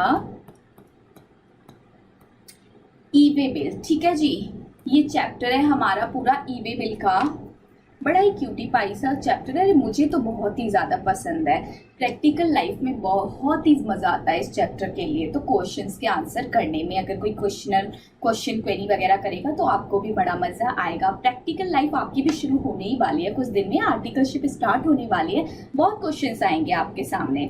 चलो अब स्टार्टिंग से एक एक चीज पढ़ते हैं। हालांकि अब चैप्टर आपका पूरा आपके ग्रिप में है, एक वर्ड अब ऐसा नहीं होगा देखना कि मुझे आपको समझाना पड़े, लेकिन ऐसा भी नहीं है कि कुछ नहीं समझाना होगा। 2-3 टॉपिक मैंने अभी स्किप कर रखे हैं, वो मैं यहीं से कराऊंगी। चलो, अंडर जीएसटी रिजिम जहां पर लगेगा आप सबको आता है, मैं खुद ही एक्सप्लेनेशन नहीं दूंगी, ठीक है जी। Under GST regime for quick and easy movement of goods across India without any hindrance, इसका क्या मतलब होता है? बिना रुकावट के गुड्स की मूवमेंट एक जगह से दूसरी जगह हो जाए। All the check post across the country are abolished, जितनी भी चेक पोस्ट थे जगह जगह उनको क्या किया गया? Abolished. However in order to monitor the movement of goods for controlling any tax evasion, under this system a tax payer prior to movement of goods by a conveyance would inform each transaction detail to the tax department, यानी कि government obtain an acknowledgement number having this informed। acknowledgement number का मतलब क्या है? E-way bill number. यहाँ पे क्या होता है कि जीएसटी रिजिम में ये चाहते थे कि गुड्स जो है एक जगह से दूसरी जगह बहुत आराम से मूव करे, और क्या हो कि ये जो जगह जगह पर चेक पोस्ट लगाए गए हैं, ये चेक पोस्ट क्या होता है? जगह जगह रोक रोक के पैसा खा जाते थे, गवर्नमेंट को पैसा जाता ही नहीं था। क्यों जाएगा? ये तो क्या करते थे, इनवॉइस झूठा दिखा रहे हैं तो झूठे इनवॉइस पर भी बोलते थे ठीक है ये जितना भी गैप आ रहा है ना इसको कैश में पे कर दो, कोई टेंशन नहीं है, बाकी आप यहाँ से आराम से निकल जाओ, रास्ता एकदम क्लीन है। थोड़ा सा गाइड कर देते थे कि आगे कहाँ कहाँ पर क्या क्या मिल सकता है। तो गवर्नमेंट ने सोचा क्यों हम ऐसा काम करें, हम सब कुछ ई वे में करेंगे, इलेक्ट्रॉनिक करेंगे, सारा का सारा डेटा वन वे रहना चाहिए। इसी के लिए तो जन्म हुआ ई वे बिल का। तो ई वे बिल में ट्रांजैक्शन की मूवमेंट होने से पहले ही सारी की सारी ट्रांजैक्शन किसके पास पहुंच गई? टैक्स डिपार्टमेंट के पास पहुंच गई। और क्या हुआ? डिपार्टमेंट ने एक ई वे बिल नंबर जनरेट कर दिया। What is the meaning of E way bill? E-way bill is a receipt or a document issued by a courier giving detail and instruction relating to shipment of consignment of goods and detail includes। E-way bill एक ऐसा bill है, एक ऐसी receipt है जिसमें क्या होता है, उसमें काफ़ी सारी डिटेल होती है, गुड्स की डिटेल होती है, शिपमेंट की डिटेल होती है। हालांकि आप डिटेल में जानते हो कि कैसी कैसी डिटेल होती है। नेम ऑफ कंसाइनर, कंसाइनी, यहाँ सप्लायर रेसिपिएंट नहीं बोल रहे। क्यों? क्योंकि आप सभी जानते हो जरूरी नहीं है कि सप्लाई हो ही हो, मूवमेंट हो रही होगी तब भी तो ई वे बिल चाहिए, मूवमेंट के केस में भी तो ई वे बिल चाहिए ना। जी मैम। तो point of origin, point of destination, route क्या है, कन्वेंस का नंबर क्या है, कितने रुपए का जीएसटी है, अगर इनवॉइस बनाया तो वैल्यू क्या है, गुड्स का डिस्क्रिप्शन क्या है, आपको तो और भी ज्यादा बढ़िया से पता है कि नहीं पता है? जी मैम पता है। आगे बढ़िए। E-way bill is a compliance mechanism wherein by way of digital interface the person causing the movement of goods upload the relevant information prior to commencement of the movements of goods and generate E-way bill on GST portal। जो भी person E-way bill की movement cause कर रहे हैं वो E-way bill को initiate करेंगे कि नहीं करेंगे? देखो आपको इनसे भी ज्यादा वर्डिंग्स आती हैं, ये जो लिखेंगे आपको उनसे ज्यादा आता है। ये क्या लिख रहे हैं कि गुड्स की मूवमेंट कॉज करने से पहले ई वे बिल आपके हाथ में होना चाहिए। अब आप सब जानते हो कि गुड्स की मूवमेंट कौन कॉज करता है, ई वे बिल में पार्ट ए कौन भरता है, ई वे बिल में पार्ट बी कौन भरता है। तो इन्होंने वही बोला कि जब भी आप गुड्स की मूवमेंट कमेंस करोगे आपको ई वे बिल जनरेट करना होगा, यानी कि ट्रांसपोर्टर जब भी गुड्स को लेकर रास्ते में निकलेगा उसको ई वे बिल का पार्ट भी पूरा का पूरा कंप्लीट करके अपलोड करके ई वे बिल नंबर जनरेट करके ही चलना होगा। ठीक है जी मैम, इतनी बात तो समझ आ गई। Purpose of E way bill mechanism, E way bill mechanism के पर्पस क्या है इतना डिटेल में मैंने आपको बताया है, तो ये वाली बात आप होमवर्क में रीड कर लेना। बहुत डिटेल में आपको बताया है कि ई वे बिल क्यों आया, इससे क्या हुआ फास्ट। अब देखो ऐसी ऐसी बातें कि ये मेरा बताना यहाँ पर नहीं बनता क्योंकि इतना डिटेल पढ़ाया है, वैसी ऐसी बातें भी बताऊंगी क्या कि अब ये फास्टर मूवमेंट है, जल्दी से गुड्स एक जगह से दूसरी जगह पहुंच जाएगा, रास्ते में चेक पोस्ट नहीं मिलेंगे, इसको कोई रोकेगा नहीं, डिजिटल इंटरफेस रहेगा, और जो आपका बाउंड्रीज चेक था यानी कि जगह जगह जो आपको रोका जाता था वो चेक अब खत्म हो गया, सब कुछ डिजिटल वे में काम हो रहा है। इसी तरह की बातें इसमें आपको लिखी मिल जाएंगी, तो इतना पोर्शन आप होमवर्क में पढ़ लीजिएगा। चलिए आगे बढ़ते हैं। Information to be furnished in E way bill, E way bill में कैसी कैसी इंफॉर्मेशन फर्निश की जाएगी, तो आप मुझे बताइए ई वे बिल के कितने पार्ट होते हैं? मैम दो, पार्ट ए होता है और पार्ट बी होता है। पार्ट ए में जीएसटीएन नंबर होता है, पिन कोड होता है, चलान, HSN, ये सारी बातें, बिल ऑफ लैडिंग, रिसीट। अगर आपको कोई ये जब आप गुड्स रेलवे के पास लेके गए थे, देखो यहाँ पर बात आ गई ना, अगर मैं वहां पर नहीं पढ़ाती तो आप मेरे से पूछते ना मैम रेलवे रिसीट क्या होता है, मैम एयरवे बिल क्या होता है, मैम बिल ऑफ लैडिंग क्या होता है। मैंने आपको बताया था ना कि आप गुड्स को रेलवे के थ्रू, वेसल के थ्रू, एयरवे के थ्रू रेसिपिएंट के घर भेज रहे हो, तो उन गुड्स को जब भी आप लेके रेलवे स्टेशन, एयरवे स्टेशन या फिर कहाँ पर पोर्ट पर पहुंचते हो तो आपको एक डॉक्यूमेंट मिलता है, एक्नॉलेजमेंट डॉक्यूमेंट मिलता है। रेलवे के केस में रेलवे रिसीट मिलता है, एयरवे के केस में एयरवे बिल मिलता है, और वेसल के केस में बिल ऑफ लैंडिंग मिलता है। मिलता था कि नहीं मिलता था? जी मैम। तो ये सारी डिटेल भी आपको पार्ट ए में भरनी होती थी। ठीक है जी। पार्ट ए में आप ये तो डिटेल डालोगे ही डालोगे इनवॉइस की, प्लस ये जो रिसीट है इसकी भी डिटेल डालोगे, क्योंकि आप जानते हो जो रेलवे वाला है जो गुड्स को लेके जा रहा है उसको अपने साथ ई वे बिल रख के नहीं ले जाना, क्योंकि ई वे बिल कब जाएगा? जब आप उस गुड्स को छुड़ाने जाओगे। तो इस केस में पार्ट ए भी आप ही भरते हो, पार्ट बी भी आप ही भरते हो, रेलवे वाला नहीं भरता है। ठीक है जी। जी मैम, ये बात तो आपने पहले ही बताई थी। चलो, पार्ट ए का मतलब आप सबको अच्छे से पता है। पार्ट बी में हम क्या करते हैं? व्हीकल की डिटेल डालते हैं। किस चीज की डिटेल डालते हैं? व्हीकल की। आ जाइए और आगे। Information comprised in Part A is to be furnished by registered person who is the causing of movements of goods of the consignment value of 50,000 रुपए। ये लाइन तो आपको रट गई होगी। A person who is causing the movement of the goods having the consignment value more than rupees 50,000 वही ई way bill का क्या करेगा? शुभारंभ करेगा, पार्ट ए भरना शुरू करेगा। Information comprised in part B to be furnished by the person who is the transporting the goods. Transporter के द्वारा पार्ट बी भरा जाएगा। E way bill is a valid for movement of goods by road only when the information in part B is furnished. जब आप road पर goods को लेके move करना चाहते हो तो वो तभी मूव कर सकते हो, तभी वो मूवमेंट वैलिड मानी जाएगी जब आप पार्ट बी भर के फर्निश कर चुके हो। हाउएवर डिटेल ऑफ कन्वीनियंस में not be furnished in part B of the e-way bill where the goods are transported for a distance up to 50 km within state or union territory from the place of business of the consignor to the place of business of the transporter for further transportation or from the place of business of the transporter finally to the place of business of the consignee। Same बात है कि नहीं? बता दीजिए message में।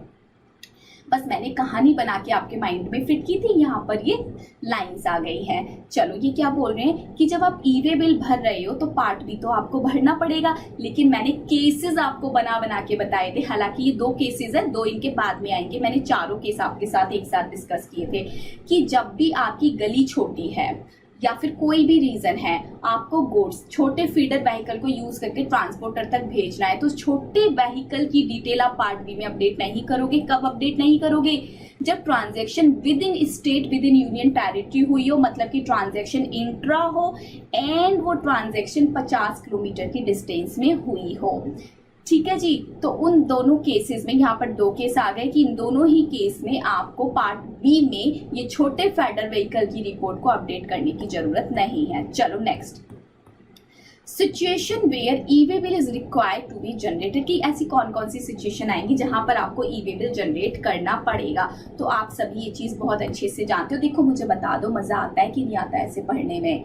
बता दिया करो कि आपको सब कुछ पहले से आ गया है, कहानियां आपने सुन ली हैं, अब तो फॉर्मेलिटी चल रही है। अब तो फॉर्मेलिटी चल रही है। साथ में पॉपकॉर्न वगैरह रख रखी है कि नहीं रख रखे किसी ने? मैम मिलते ही नहीं है। अरे तो एक्टिव पॉपकॉर्न का पैकेट आता है ना, वो ले आइए और उसको बना के रख लीजिए। एकदम मूवी वाला मजा लीजिए ना। सामने लैपटॉप खोल लीजिए और फिर टिक टिक करते जाइए बुक में। मन में आ गया क्या? करने मत बैठ जाना, ऐसे ही बोल रही थी, अच्छे से पढ़ाई कर लो। चलो, मजाक था, सीरियस मत ले लेना। ठीक है जी मैम, नहीं लेंगे सीरियस, मजाक था, हम भी समझ गए। जनरल केस, कहाँ कहाँ पर ई वे बिल को जनरेट करना पड़ेगा? Where there is a movement of goods of consignment value exceeding ₹50,000। When there is a movement, जब भी गुड्स की मूवमेंट हो रही है और वो मूवमेंट में जो गुड्स एक जगह से दूसरी जगह जा रही हैं उनकी वैल्यू कितनी है?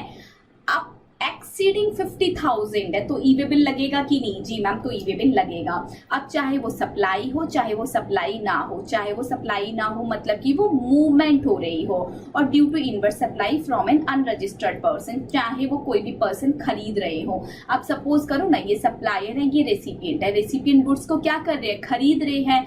तो ये तो अनरजिस्टर्ड है बट ये रजिस्टर्ड है। तो मैंने आपको बताया था इस केस में ई वे बिल की रिस्पॉन्सिबिलिटी किसके ऊपर आ जाएगी? रजिस्टर्ड पर्सन के ऊपर आ जाएगी। तो रेसिपिएंट के ऊपर आ जाएगी। तो रेसिपिएंट ही ई वे बिल की स्टार्टिंग करेंगे, उसका इनिशिएशन करेंगे।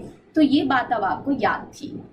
The registered person who caused such movement of the goods shall furnish the information relating to said goods and specified in Form A of GST E-way bill 01 before commencing of such movement। ठीक है जी, ये बात आती थी। Point number 2, if supplier is registered and undertake to transport of the goods, movement of goods is caused by the supplier. ये क्या बोल रहे हैं, सप्लायर रजिस्टर्ड है और सप्लायर ही गुड्स की मूवमेंट कॉज कर रहे हैं। बताओ कौन ई वे बिल का इनिशिएशन करेगा, कौन पार्ट ए भरेगा? मैम सप्लायर ही भरेगा। ये सारे केसेस डिस्कस कर चुकी हूँ, भूल मत जाना, बता दे रही हूँ। If recipient arrange transportation of goods, recipient यहाँ पर अरेंज कर रहे हैं, दैट मीन्स मूवमेंट कौन कॉज कर रहा है? रेसिपिएंट कर रहा है। कल ही बता दी थी दोनों बातें। तो यहाँ पर ई वे बिल कौन जनरेट करेगा? रेसिपिएंट इनिशिएट कर देंगे, जनरेट तो ट्रांसपोर्टर ही करेगा। If the goods are supplied by unregistered supplier to a registered known recipient, the movement shall be said cause by the recipient. ये भी कल डिस्कस किया था। Next, it is important to note that information is to be furnished prior to commencement of movement of goods, irrespective of fact whether the movement in relation to supply or for any reason other than supply। ये point भी आपको आता है कि नहीं बताइए? Ma'am आता है, बट एक बार सुन लो कि क्या लिखा है कि जैसे ही मूवमेंट हो रही है उससे पहले आपको सभी इंफॉर्मेशन फर्निश करनी पड़ेगी। हो सकता है वो मूवमेंट सप्लाई हो सकता है वो मूवमेंट सप्लाई ना हो। तो ये तो कल भी सीख लिया था, मूवमेंट होनी चाहिए, चाहे वो सप्लाई हो चाहे वो सप्लाई ना हो, ई वे बिल तो लगेगा ही लगेगा। ये तो थे हमारे जनरल केसेस। कुछ स्पेशल केसेस आएंगे जहां पर मैंने आपको एक्सेप्शन बोल के पढ़ाया था कि 2 ऐसे केसेस भी हैं जहां पर वैल्यू अप टू 50,000 रुपए लेकिन ई वे बिल लगेगा। कौन कौन से केस थे कि जहां पर गुड्स प्रिंसिपल की लोकेशन से जा रहे थे, किसकी लोकेशन पर? जॉब वर्कर की लोकेशन पर, और ये दोनों ही अलग अलग स्टेट में थे। यानी कि ट्रांजैक्शन कैसी थी? इंटर ट्रांजैक्शन थी। गुड्स लेके जा रहे थे और ट्रांजैक्शन कैसी थी? इंटर ट्रांजैक्शन थी। तो इस केस में क्या होता था? कंसाइनमेंट वैल्यू को आपको इग्नोर करना होता था और फिर ई वे बिल आपको जनरेट करना ही होता था। नेक्स्ट केस, हैंडीक्राफ्ट गुड्स का केस पड़ा था जहां पर एक स्टेट से अनदर स्टेट में ट्रांजैक्शन हो रही थी। तो यहाँ पर भी आपको कंसाइनमेंट वैल्यू को इग्नोर करना होता था और आपको ई वे बिल जनरेट करना होता था। चलिए, who is mandatory required to generate E way bill? किस किस केस में ई वे बिल को मैंडेटरी जनरेट किया जाएगा? E-way bill is to be generated by the consigner to the consignee himself। अच्छा ये चीज सुन लो, मैंने कहा था ना एक दो टॉपिक बीच बीच में बता दूंगी, छोटी छोटी सी बातें, पहले इसको सुन लो फिर इसको कर लेंगे। देखो मैंने आपको क्या बोला था, हालांकि पता है थोड़ा थोड़ा आइडिया आपको सारा है। आप सबको पता है कि जो ई-वे बिल होता है इसके 2 पार्ट होते हैं, पार्ट ए और part B. Part A generally बताइए कौन फिल करता है, या तो सप्लायर या फिर रेसिपिएंट, और पार्ट बी जनरली कौन करता है? ट्रांसपोर्टर करता है। बट मैंने आपको क्या बोला था, किसी किसी सिचुएशन में ये जो पार्ट बी है कि ट्रांसपोर्टर ना करके सप्लायर या रेसिपिएंट ही कर देंगे। किस सिचुएशन में ऐसा होगा? जब ये ट्रांसपोर्टेशन वाले हैं, ये ट्रांसपोर्टेशन वाला सप्लायर खुद ही है, सप्लायर का खुद का ट्रक है, तो ऑब्वियसली उसको पार्ट भी खुद ही तो भरना पड़ेगा कि नहीं? जी भरना पड़ेगा। तो वही यहाँ पर लिखा है कि e way bill is to be generated by the consignor or the consignee himself if the transportation is being done in own or hired conveyance or by railway air vessel. देखो कितनी छोटी सी बात इन्होंने छोटी सी लाइन में लिख दी और मैंने डिटेल में समझाई है। मैसेज करके डाउट मत लिख देना ये वाला, क्योंकि ये बातें ऑलरेडी मैं डिटेल में समझा चुकी हूँ। देखो अब गड़बड़ मत कर देना, मैम गुस्सा मत हो, ये गड़बड़ नहीं करेंगे। देखो मुझे फील होता है ना कि आप कहीं कोई गड़बड़ ना कर दो, गलती से भी प्लीज गड़बड़ मत कर देना। ये सारी बातें आपको आती ही हैं, नहीं याद आ रही, भूल रहे हो, लास्ट क्लास देखो। रेलवे एयर और वेसल के केस में आप सब जानते हो कि ई-वे बिल कभी भी रेलवे वाला, एयरवे वाला और वेसल वाला नहीं बनाता, आपको खुद बनाना है, क्यों बनाना है? क्योंकि जब आप गुड्स को छुड़ाओगे तो आपके पास ई-वे बिल होना चाहिए कि नहीं होना चाहिए? जी होना चाहिए। सिमिलरली अब आप यहाँ पे देखो कि ये जो ट्रांसपोर्टेशन के केस में अगर आपका ट्रांसपोर्टेशन खुद का है, ये ट्रक आपका खुद का है, या फिर ट्रक को आपने किराए पर ले रखा है, आप ट्रांसपोर्टर वाले को नहीं बोल रहे कि गुड्स लेके जाओ, आपका खुद का ट्रक है, या फिर आपने ट्रक ही रेंट पर ले लिया। ट्रक को रेंट पर लेना एक अलग चीज होती है, और किसी जीटीए से बोलना कि हमारे गुड्स को एक जगह से दूसरी जगह भेज दो, वो एक अलग चीज होती है। ठीक है जी? जी मैम। तो यहाँ पर बोल रहे हैं आपका ट्रक खुद का है या फिर आपने ट्रक रेंट पर ले रखा है। अब जीटीओ, अब किसी से आपने ट्रक रेंट पर लिया, उसको क्या पता कि आपने किस पर्पस के लिए रेंट पर लिया। आपने रेंट पे ले लिया, उसका काम खत्म, अब आपका काम है, तो अब आपका खुद का ट्रक है तो फिर ई वे बिल आप खुद बनाओगे। Second case, if the goods are handed over to the transporter for transportation by road, E way bill is to be generated by the transporter. बात समझ आई कि निजी आ गए। Where neither the consignor nor the consignee generate the e-way bill and the value of goods being transported is more than 50,000, it shall be the responsibility of the transporter to generate it। ये देखो मैंने क्या बताया था, ये वाला case तो अब आप सबको समझ आ गया कि पार्ट बी अगर ट्रांसपोर्टर ने नहीं भरा तो उसको भरने की रिस्पॉन्सिबिलिटी किसकी है, सप्लायर और रेसिपिएंट की। किस केस में होगी, जब ये ट्रक इनका खुद का हो या इन्होंने रेंट पर लिया हो या फिर ये केस हो रेलवे का, एयर का या फिर वेसल का। लेकिन जो पार्ट ए होता है ये कौन भरता है, सप्लायर या रेसिपिएंट। लेकिन सप्लायर या रेसिपिएंट दोनों ही नहीं भर रहे, दोनों को भरना ही नहीं आता, या फिर सपोज करो दोनों ही अनरजिस्टर्ड है, तो उसको इसमें ई वे बिल कौन भरेगा, ट्रांसपोर्टर भरेगा। तो एक्सेप्शनली इसको कभी कभी ट्रांसपोर्टर भी भर सकता है। आज बात पता लग गई, यहाँ पर लिखी है, कल मैंने खुद से बोल के ये बात बताई थी। चलिए अब एक और टॉपिक आपको बताऊंगी जिसके बारे में आपको बहुत आइडिया नहीं है, बट अब मैं आपको उसके बारे में बताऊंगी। यूनिक ई वे बिल नंबर। हालांकि आता है लेकिन जो टर्म्स है ना, एक दो पर्टिकुलर कीवर्ड्स, वो हम यहाँ से सीखेंगे। क्या है मैम ऐसा बताइए। देखो एक यहाँ पर कॉन्सेप्ट आ रहा है यूनिक ई वे बिल नंबर।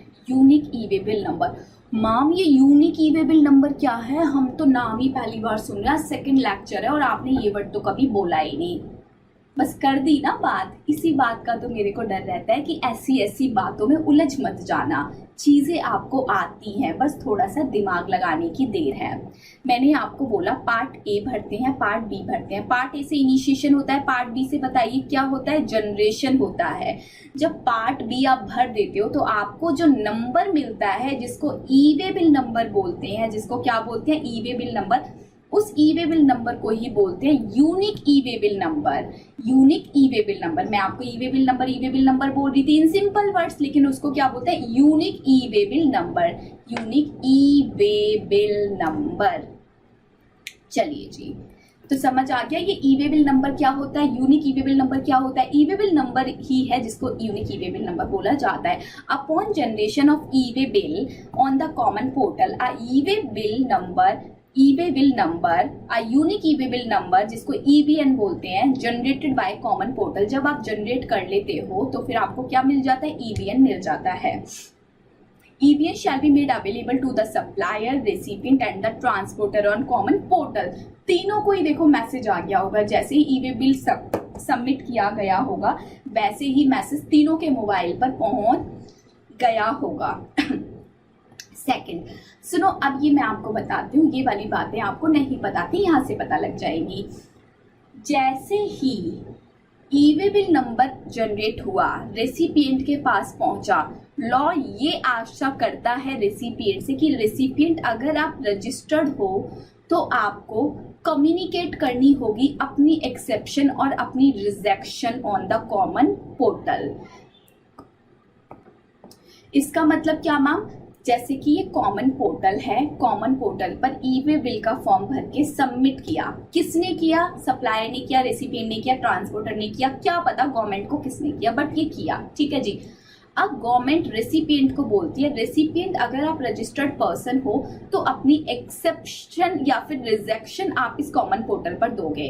आप बताइए क्या सच में आपने ऐसा कोई गुड्स खरीदा है, रेसिपिएंट आप बताइए क्या सच में ऐसा कोई कंसाइनमेंट आपके घर पर आ रहा है, आपने गुड्स लिए हैं या नहीं, ये सब आपकी मर्जी से हो रहा है कि नहीं हो रहा, ये बात रेसिपिएंट को कंफर्म करनी होती है कॉमन पोर्टल पर।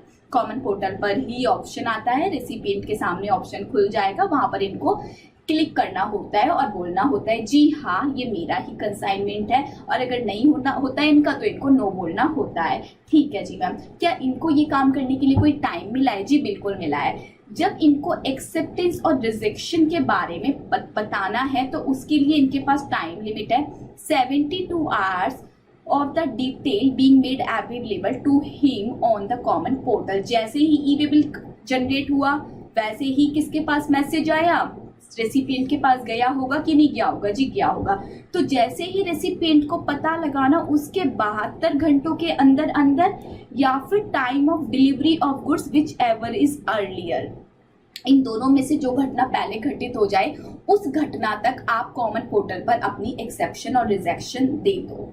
उस टाइम से पहले पहले दे दो। ऐसा ना हो कि गुड्स आपके घर पर पहुंच गया और तब आप एक्सेप्टेंस और रिजेक्शन दो। जी नहीं, पहले ही आपको देनी है। लेकिन ये ऑप्शन किसके लिए? सिर्फ और सिर्फ रजिस्टर्ड पर्सन के लिए, सबके लिए नहीं है।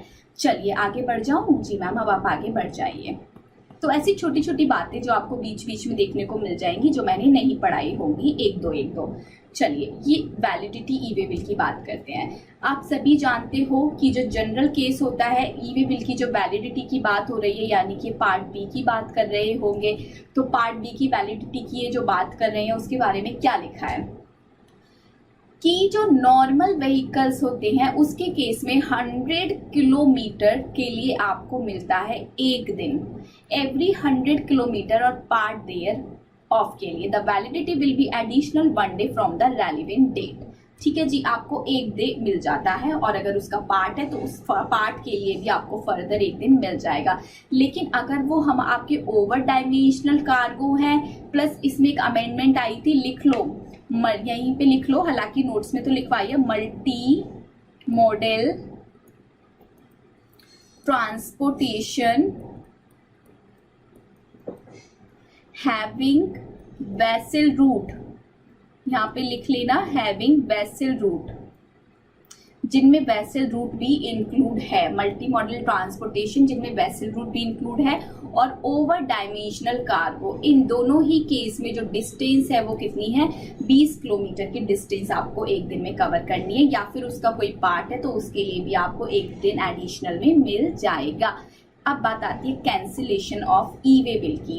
ई वे बिल जब आपने भरा, आपने पार्ट ए भरा होगा, ये वाली बात मैम हमको आती है कि नहीं, ये वाली बात का मैंने आपको ज़्यादा कुछ नहीं बताया, चलो सुनो।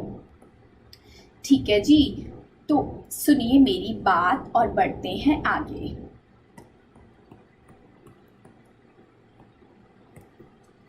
Where an e-way bill have been generated but goods are either not transported or are not transported at per detail furnished in the e-way bill, the e-way bill may be cancelled electronically on the common portal। चलो, ये सारी बातें सुनने से पहले मेरी एक बात सुनो। ये एक ई-वे बिल है। ई-वे बिल का होता है एक पार्ट ए और एक पार्ट होता है बी। आप सभी जानते हो ई-वे बिल में एक होता है पार्ट ए और एक होता है पार्ट बी। ठीक है जी, सपोज आपने पार्ट ए भर दिया, ठीक है, आप सब जानते हो कि पार्ट ए भरने के बाद वो 15 दिन तक वैलिड रहता है। अब आप पार्ट बी नहीं भरना चाहते हो ना, तो पार्ट ए के बाद भर चुका है उसको एज इट इज रहने दो, वो 15 दिन में खुद से कैंसिल हो जाएगा। ये तो एक बात थी जो कि आपको मैंने बताई। ठीक है, अब एक और बात, सपोज आप पार्ट ए भी भर चुके हो, पार्ट बी भी भर चुके हो, क्या फिर आप इस ई वे बिल को कैंसिल कर सकते हो? जी हाँ, कर सकते हो, लेकिन आपके पास 24 आवर्स हैं। आप 24 आवर्स के अंदर अंदर इस ई वे बिल को कैंसिल करो। मैम हम कैंसिल क्यों करेंगे? हो सकता है इस ई वे बिल को जब आप भर रहे थे आपने इसमें कुछ गलतियां छोड़ दी हो, आपने इसमें कुछ मिस्टेक छोड़ दी हो, जिसकी वजह से आपको लग रहा हो अगर ऑफिसर ने पकड़ लिया तो वो तो हमसे बहुत ज्यादा क्वेश्चन करेगा, हमारे व्हीकल को सीज कर देगा, हमारे गुड्स को कन्फिस्केट कर लेगा, जिसकी वजह से आपको लगता है कि नहीं नहीं ये ई वे बिल सही है, इस ई वे बिल को कैंसिल करना है। तो मैक्सिमम टाइम है जब आप अपनी डेस्टिनेशन से निकल चुके हो तो 24 आवर के अंदर अंदर उस ई वे बिल को आप क्या करो? कैंसिल कर दो। लेकिन अगर एक बार ऑफिसर के सामने आप आ गए, एक बार ऑफिसर ने आपके कन्वींस को डिटेक्ट कर लिया, देख लिया, आपके बिल्स को चेक कर लिया, उसके बाद आप ये बिल कैंसिल नहीं कर पाओगे, चाहे वो 24 घंटे एक्सपायर हुए भी ना हो, आप तब भी कैंसिल नहीं कर पाओगे। Where an e-way bill has been generated but goods are either not transported or are not transported at their detail furnished in the e-way bill। आपने ई वे बिल तो जनरेट कर लिया बट गुड्स आपने transport नहीं किया, या फिर आपने गुड्स भी ट्रांसपोर्ट कर दिया पर उनमें जो डिटेल गई है वो डिटेल आपकी करेक्ट नहीं है। The E way bill may be cancelled electronically on the common portal with in 24 hours of generation of E way bill. तो 24 घंटे हैं आपके पास, 24 घंटे के अंदर अंदर आप उस ई वे बिल को कैंसिल कर सकते हो। इन्होंने पार्ट बी में वही वाली बात बता रखी है जो मैं बोल रही हूँ कि क्या चीज, अगर मान लो ऑफिसर ने आपको रास्ते में रोक लिया, अब भले ही आपके 24 घंटे एक्सपायर नहीं हुए हों, लेकिन ऑफिसर ने आपका बिल चेक कर लिया। अब बिल चेक होने के बाद अब आप बिल को कैंसिल नहीं कर सकते। Further unique number generated is valid for 15 days for updation of part B. ये चीज़ भी आपको डिटेल में बताई थी कि आप सबसे पहले पार्ट ए भरते हो। जब आप पार्ट ए भरते हो तो आपके पास एक यूनिक नंबर जनरेट हो जाता है और वो यूनिक नंबर आपके पास 15 डेज तक वैलिड रहता है। चलिए आगे बढ़ जाऊँ क्या? जी मैम, अब आप आगे बढ़ जाइए। Transfer of goods one conveyance to another. Accident हो गया, कोई भी रीजन हो गया, गुड्स एक कन्वींस से दूसरे कन्वींस में डाल दिए गए हैं ड्यू टू अनफोर्सीन एग्जिस्टेंसीज। मतलब कि कोई अनफोर्सीन ट्रांजैक्शन हो गई, कोई अनफोर्सीन ट्रांजैक्शन घटना घटित हो गई, जिसकी वजह से क्या हुआ कि गुड्स को एक व्हीकल से निकाल के दूसरे व्हीकल में डालना पड़ा। There is always a possibility that multiple vehicles are used for carrying the same consignment to its destination, or unforeseen exigencies may require the consignment to be carried in a different conveyance other than the original one. For such situation, the provision provide that any transporter transferring the goods from one conveyance to another in course of transit shall, before such transfer and further movement of goods, update the details of conveyance in the e-way bill on the common portal, inform GST e-way bill 01। यानी कि part भी आपको फिर से update करना होगा, नहीं करना होगा? बताइए। जी बिल्कुल करना होगा।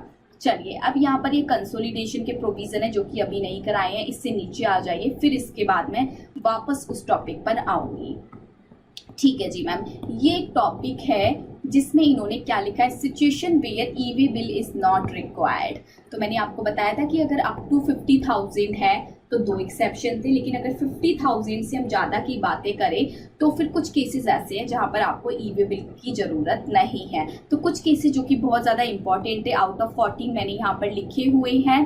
10 केसेस हम यहाँ से करते हैं, 1-2 केसेस मैंने यहाँ पर नहीं लिखे। अगर आप किसी को देखना हो तो स्टडी मैट से देख सकते हो, वो इंपॉर्टेंट नहीं है। इवन बहुत ज़्यादा इम्पॉर्टेंट थे या फिर जो कम इम्पॉर्टेंट है, बिल्कुल सी कैटेगरी के थे, वो सब भी यहाँ पर मैंने लिख दिए हैं। चलिए करें हम। जी मैम बिल्कुल। चलिए केस नंबर 1, इन्होंने बोला कि कौन से ऐसे केसेस हैं जहां पर ई-वे बिल नहीं लगेगा, अगर वैल्यू 50,000 से ज्यादा है तो भी नहीं लगेगा। केस पढ़ते हैं। Where the goods being transport are the one who given below. ये जो गुड्स हैं इनमें से कोई भी गुड्स आप लेके जाओगे तो फिर आपको ई-वे बिल की जरूरत नहीं है। पहले पढ़ते हैं कौन कौन सी गुड्स हैं। Liquefied petroleum gas for supply to household and non domestic exempted category customer. बहुत इंपॉर्टेंट है ये टॉपिक, लिख लीजिए। आप लिक्विड पेट्रोल गैस की सप्लाई कर रहे हो। लिक्विड पेट्रोल की सप्लाई के लिए आप एक जगह से दूसरी जगह ट्रांसपोर्टेशन का यूज करके लिक्विड गैस को एक जगह से दूसरी जगह लेके जा रहे हो। कैरोसिन ऑयल को आप एक जगह से दूसरी जगह लेके जा रहे हो। पोस्टल बैगेजेस को आप एक जगह से दूसरी जगह लेके जा रहे हो।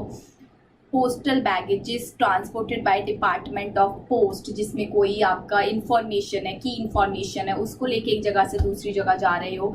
नेचुरल और कल्चर्ड पियर्सेस एंड प्रीसियस और semi precious stones, precious metal and metals and clad and precious metals.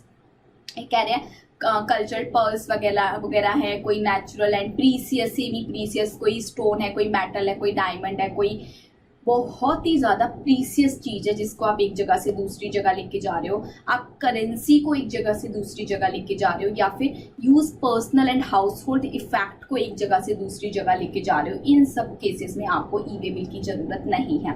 Ma'am पढ़ तो हम यहाँ से भी लेते कि नहीं है, बट हमको लॉजिक नहीं समझ आ रहा कि ऐसा क्यों कर रहे हैं। हो तो ये भी मूवमेंट ही रही है ना, हो तो ये भी मूवमेंट ही रही है ना। देखो पेट्रोल गैस एक रिस्की चीज़ है या नहीं? अगर कोई भी किसी का भी लॉस करना चाहता होगा या फिर कोई किसी भी पर्टिकुलर जगह को हार्म करना चाहता होगा और उसको पता होगा कि अच्छा इस जगह से एक पर्टिकुलर ट्रक निकल रहा है जिसमें पर्टिकुलर ट्रक में क्या है, पेट्रोल गैस है, तो वो वहां पर उसको डिस्ट्रॉय कर देगा और उतने एरिया में आग वगैरह नहीं लग जाएगी क्या? कि गवर्नमेंट का लॉस नहीं हो जाएगा क्या? जी मैम, ये कोई इंटेंशनली यहाँ पर हार्म कर सकता है। सिमिलरली कैरोसिन ऑयल की डिटेल अगर लोगों तक पहुंच गई गलती से भी, ये जो ई-वे बिल पोर्टल का डेटा लीक हो गया तो ये आम पब्लिक में पहुंच जाएगा और आम पब्लिक में कोई ना कोई इसका मिसयूज कर सकता है। ठीक है मैम। पोस्टल बैगेज भी यही है कि कोई इंपॉर्टेंट इंफॉर्मेशन एक जगह से दूसरी जगह जा रही है, उसकी इंफॉर्मेशन भी ई-वे बिल पोर्टल पर नहीं होनी चाहिए। सिमिलरली कोई बहुत ही ज़्यादा बहुत ही ज़्यादा प्रीसियस मेटल है, प्रीसियस चीज़ है जो एक जगह से दूसरी जगह जा रही है। उसकी अगर इंफॉर्मेशन लीक हो गई तो चोरी चकारी हो जाएगी, रास्ते में वो अपनी डेस्टिनेशन तक पहुंचेगी ही नहीं। सिमिलरली करेंसी भी एक बहुत ज़्यादा इंपॉर्टेंट चीज़ है, इसके बारे में लोगों को पता चल गया, डेटा लीक हो गया तो ये भी अपनी डेस्टिनेशन तक पहुंच ही नहीं पाएगी, उससे पहले ही लीक हो जाएगी। ठीक है मैम। अब एक ये बात है used personal house hold effect. इसका मतलब ये कि सपोज करो मेरा कोई घर है, मेरा घर अभी दिल्ली में है लेकिन मैं जयपुर में शिफ्ट हो रही हूँ। मान लो अगर मैं जयपुर में शिफ्ट हो रही हूँ तो जो मेरे घर का सामान है मैं दिल्ली से लेके कहाँ जाऊंगी, जयपुर में जाऊंगी। तो ये सब मेरे यूज का ही तो है, जितना भी फर्नीचर है, जितना भी इंफ्रास्ट्रक्चर है, ये सब मेरे यूज का ही तो है। अब मैं इसको लेके जा रही हूँ, जयपुर जा रही हूँ, तो मेरे यूज का है। क्या इसके लिए भी मैं ई वे बिल जनरेट करूँ? तो लॉ मेकर बोलते हैं इसके लिए भी आपको ई वे बिल जनरेट करने की जरूरत नहीं है। चलिए next case, where the goods other than de-oiled cake being transported are exempt from tax। ये कह रहे हैं कोई से भी ऐसे गुड्स जो कि क्या है, एग्जाम्प्ट है। आप सबको पता है एग्जाम्प्टेड गुड्स पर ई वे बिल नहीं बनता। ऐसे गुड्स जिन पर जीएसटी नहीं लगता, यानी कि जो कि नॉन टैक्सेबल है, क्या है, नॉन टैक्सेबल है, उन पर भी ई वे बिल नहीं लगेगा। यानी कि एग्जाम्प्टेड पर नहीं लगेगा, नॉन टैक्सेबल पर ई वे बिल नहीं लगेगा। एग्जाम्पल दे रखे हैं। ठीक है जी। फिर मैंने आपको बताया शेड्यूल 3 के अंदर आने वाले गुड्स, मतलब कि ई मैजिक की कोई सी भी सप्लाई हो रही है, कोई सी भी मूवमेंट हो रही है, उस पर भी ई वे बिल नहीं लगेगा। ये तीनों ट्रांजैक्शन तो आपको याद रहेंगी, एग्जाम्प्ट, नॉन टैक्सेबल और ई मैजिक। चलिए next point number 5, where the goods are being transported by non motorized vehicle। आप किसी भी गुड्स को मूवमेंट कर रहे हो, रिक्शा को यूज करके, साइकिल रिक्शा को यूज करके कर रहे हो, जिसमें मोटर नहीं है, जो कि मोटराइज्ड नहीं है, तो उस केस में भी आपको ई वे बिल को कैरी करने की जरूरत नहीं है। Where the goods are being transported from one custom port, airport, air cargo complex and land custom station in the inland container depot or container freight station for clearance by custom। देखो इस चीज को मैं detail में तो अभी नहीं समझा सकती क्योंकि आप सबको कस्टम नहीं आता, बट फिर भी मैंने कस्टम के बारे में आपको थोड़ा बहुत पढ़ाया था, आप सबको याद आएगा ई मैजिक के अंदर एक बार। ई मैजिक +2 याद करते थे ना, वहां पढ़ा था। तो आप सबको पता है कि सपोज ये कस्टम पोर्ट है, ठीक है जी। यहाँ पर सप्लायर रहते हैं, सप्लायर को गुड्स अपने कस्टम पोर्ट पर भेजना है, तो बीच में क्या होते हैं, काफी सारे फ्रेट स्टेशन बने होते हैं, इनलैंड फ्रेट स्टेशन बने होते हैं, इनलैंड कंटेनर डिपोट बने होते हैं, कंटेनर फ्रेट स्टेशन ये बीच में बने होते हैं जहां पर गुड्स आता है और जहां पर गुड्स की लोडिंग अनलोडिंग होती है। अगर गुड्स इतनी से इतनी डिस्टेंस के बीच में मूव कर रहा है, मतलब कि पोर्ट से कंटेनर फ्रेट स्टेशन तक गुड्स की मूवमेंट हो रही है, तो ये तो पूरा कस्टम का एरिया है, इस पर तो ऑलरेडी कस्टम का कंट्रोल है। तो जब ऑलरेडी कस्टम का कंट्रोल है तो गवर्नमेंट ने बोल दिया इस एरिया में हम ई वे बिल लगाकर अदर से कंट्रोल नहीं करेंगे। लेकिन जब गुड्स आपका यहाँ पर आ गया कस्टम स्टेशन पर और कस्टम स्टेशन से घर पर जा रहा है या फिर घर से कस्टम स्टेशन पर आ रहा है, इस डिस्टेंस में ई वे बिल चाहिए होगा। चलिए आगे बढ़े जी मैम। पॉइंट नंबर 6 हो गया। पॉइंट नंबर 7, फिर empty cargo container are being transport. आप कोई एम्प्टी कंटेनर्स भेज रहे हैं, एम्प्टी कंटेनर्स एक जगह से दूसरी जगह भेजे जा रहे हैं, तो गवर्नमेंट ने बोला अच्छा एम्प्टी कंटेनर है ना, वैल्यू कितनी भी हो doesn't matter, e way bill नहीं लगेगा। नेक्स्ट पॉइंट नंबर 8 में क्या है, where the goods are being transported up to a distance of 20 kilometre from the place of business of the consignor to a weighbridge for वेट मेन और from the weighbridge back to place of business of said consignor subject to condition that the movement of goods is accompanied by the delivery चलान। ये कह रहे हैं कि जो goods हैं वो वेट लिफ्टिंग के लिए, वेट के लिए जा रहे हैं एक जगह से दूसरी जगह। देखा है ना आपने, काफी जगह पर एक धर्म कांटा लगा होता है, हिंदी में बोल तो। जैसे अगर हम बात करें या दिल्ली में एक आजादपुर मंडी है, वहां पर भी एक धर्म कांटा लगा हुआ है। तो वेट के लिए जनरली क्या होता है कि जो पूरे के पूरे ट्रक हैं वो उसी के ऊपर खड़े हो जाते हैं और पता लग जाता है कि इस ट्रक में कितना वेट है और टोटल ट्रक में कितना वेट है तो पता लग जाता है कि गुड्स का वेट क्या है। पहले खाली ट्रक खड़ा होगा तो पता लग जाएगा इस ट्रक का कितना वेट है, फिर लोडेड ट्रक खड़ा होगा तो पता लग जाएगा पूरे लोडेड ट्रक का कितना वेट है, फिर हमें पता लग जाएगा दोनों को एक दूसरे में से माइनस करने में कि गुड्स का कितना वेट है। जनरली क्वांटिटी इतनी ज्यादा है कि हर कोई उतना बड़ा वेट मशीन अपनी शॉप पर नहीं लगा सकता, तो हो सकता है कि एक पर्टिकुलर सिटी के बाहर एक पर्टिकुलर जगह पर काफी सब लोगों ने मिलके एक पर्टिकुलर बड़ी मशीन लगा रखी है। तो अगर वो डिस्टेंस 20 किलोमीटर तक की है तो फिर आप वेट मशीन के यूज करने के लिए जा रहे हो तो फिर आपको उस वेट के लिए ई वे बिल कैरी करने की जरूरत नहीं है, बट हाँ आपको डिलीवरी चालान तो कैरी करना ही होगा। Next, any movement of goods caused by defense formation under Ministry of Defense as a concern or consignee। कोई भी गुड्स की मूवमेंट हो रही है डिफेंस के थ्रू हो रही है, डिफेंस के लिए हो रही है, डिफेंस प्रोडक्ट्स की मूवमेंट हो रही है, ई वे बिल नहीं चाहिए। Where the consignor of goods is a central government, state government, local authority for transport of goods by rail. इस केस में भी जहाँ पर central government, state government, local authority के द्वारा रेल, इनके द्वारा इनके गुड्स रेल के थ्रू मूव कर रहे हैं तब भी इनको ई वे बिल नहीं चाहिए। ये सभी पॉइंट्स आप याद रखिएगा। बिल्कुल जितनी भी बातें हैं सब आपको बता दी गई हैं। बस अब हमारा एक ही टॉपिक बचा है, consolidated of E way bill. हालांकि टॉपिक मैंने थोड़ा सा आपके साथ डिस्कस किया, जो मेन सिचुएशन थी वो डिस्कस की कि ट्रक वाले के लिए मैंडेटरी हो जाता है कि वो भले ही वैल्यू पर्टिकुलर कंसाइनमेंट की कम है 50 से, पर टोटल में तो ज्यादा है ना। टोटल में जब ज्यादा है तो फिर ट्रक वाले को ई वे बिल बनाना पड़ेगा। एक केस आ गया कि जहां पर बहुत सारे कंसाइनमेंट हैं, ई वे बिल बहुत सारे हो गए हैं, तो ट्रक वाला चाहे तो सभी ई वे बिल को कंसोलिडेट कर सकता है पोर्टल पर और एक ई वे बिल भी बना सकता है। चलिए मैं आगे बढ़ जाऊँ क्या? जी मैम, अब आप आगे बढ़ जाइए, आ जाइए आप सभी मेरे साथ आगे। An e-way bill has to be prepared for every consignment where the value of consignment exceeds 50,000 rupees.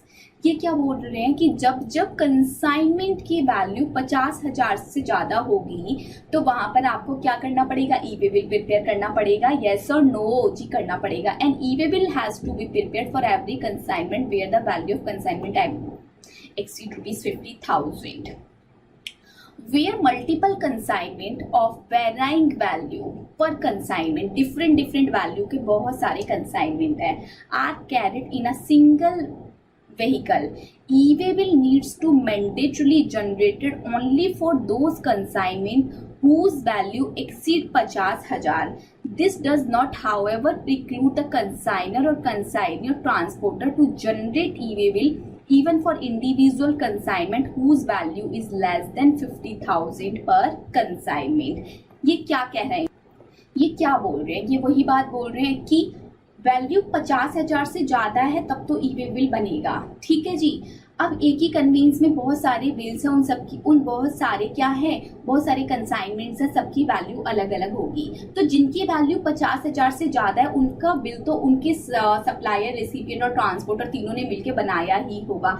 लेकिन जब ट्रक वाले के पास अब ई वे बिल आ गए और उन ई वे बिल की वैल्यू बहुत सारे कंसाइनमेंट आ गए। अब वो कंसाइनमेंट 10,000, कोई 15,000, कोई 20,000 का है, बट इन टोटलिटी तो वो 50,000 से ज्यादा है। तो ट्रक वाले के ऊपर रिस्पॉन्सिबिलिटी आ गई कि ट्रक वाला अब एक ई वे बिल बनाएगा, क्योंकि उसके बेसिस पर तो वैल्यू 50,000 से ही ज्यादा है ना।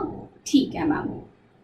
For multiple consignment being carried in same vehicle, एक ही व्हीकल में बहुत सारे कंसाइनमेंट जा रहे हैं, the transporter has to prepare a consolidated E way bill by indicating serial number for each E way bill on the E way bill portal prior to commencement of transportation of goods. ये क्या बोल रहे हैं कि मान लो एक ही vehicle में बहुत सारे कंसाइनमेंट है तो ई वे बिल बहुत सारे होंगे ट्रक वाले के पास की नहीं? जी मैम होंगे। तो फिर अब ये किसकी रिस्पॉन्सिबिलिटी है? ये रिस्पॉन्सिबिलिटी ट्रक वाले की कि वो अगर चाहे तो इंडिविजुअल ई वे बिल कैरी ना करे, वो क्या करे, वो एक consolidated E way bill carry कर ले। और कंसोलिडेटेड ई वे बिल पर सभी ई वे बिल के जो पर्टिकुलर सिंगल ई वे बिल हैं उन सबके सीरियल नंबर आ रहे होते हैं। अब consolidated E way bill is generated when the transporter is carrying multiple consignment in a single vehicle. ये क्या बोल रहा है? सुनो मजे की बात। एक consolidated E way bill is generated when the transporter is carrying multiple consignment in a single vehicle। Consolidated e-way will allow the transporter to carry a single document instead of a separate document for each consignment in a conveyance। पूरी बात का संपूर्ण सारांश। क्या बोल गया ma'am? ये पल्ले ही नहीं पड़ा मैम, हमको तो समझ ही नहीं आया और आप बोल रहे हो कि ये क्रक्स है। देखो जी, ये क्या बोल रहा है? ये बोल रहा है कि सपोज करो एक ही व्हीकल में बहुत सारे आपके कंसाइनमेंट्स हैं, ठीक है जी। अब आप पर्टिकुलर ई वे बिल मत कैरी करो ना, आप क्या करो, सभी ई वे बिल का बना के एक particular consolidated E way bill carry करो। उस एक ही ई वे बिल के अंदर सभी ई वे बिल का नंबर आ जाएगा और आपको separate separate document for each consignment carry करने की जरूरत नहीं पड़ेगी। Next point, consolidated E way bill is like a trip sheet and it contains detail of different e-way bills in respect of various consignment being transported in one vehicle, and these e-way bill will have different validity period। Obviously एक e-way bill है, इस e-way bill के अंदर suppose 10 छोटे छोटे e-way bill आ रहे हैं। कितने e-way bill आ रहे हैं? 10। तो इस पूरे एक e-way bill का कोई वैलिडिटी पीरियड नहीं है, इन छोटे छोटे ई वे बिल का वैलिडिटी पीरियड है जो कि उस बड़े ई वे बिल के अंदर आ रहे हैं। Hence consolidated E way bill does not have any independent period. इस पूरे का खुद का कोई पीरियड नहीं होगा। Further, individual consignment specified in the consolidated e-way bill should reach the destination as per validity period of individual e-way bill। अब इसके अंदर जो छोटे छोटे e-way bill आ रहे हैं, इन सब का अपना एक डेस्टिनेशन पीरियड होगा कि नहीं? जी बिल्कुल होगा। उसी पीरियड के थ्रू इनको अपनी डेस्टिनेशन पे पहुंचना होगा। अगर नहीं पहुंच पाएंगे तो फिर ये क्या करेंगे? उस पर्टिकुलर ई-वे बिल के लिए टाइम को एक्सटेंड करते रहेंगे। चलिए, बात समझ आई कि नहीं? जी मैम आ गई। तो ये पूरा चैप्टर अब आपका मेरे हैंड्स पर खत्म हो गया। आई होप आपको चीजें याद हो गई हो।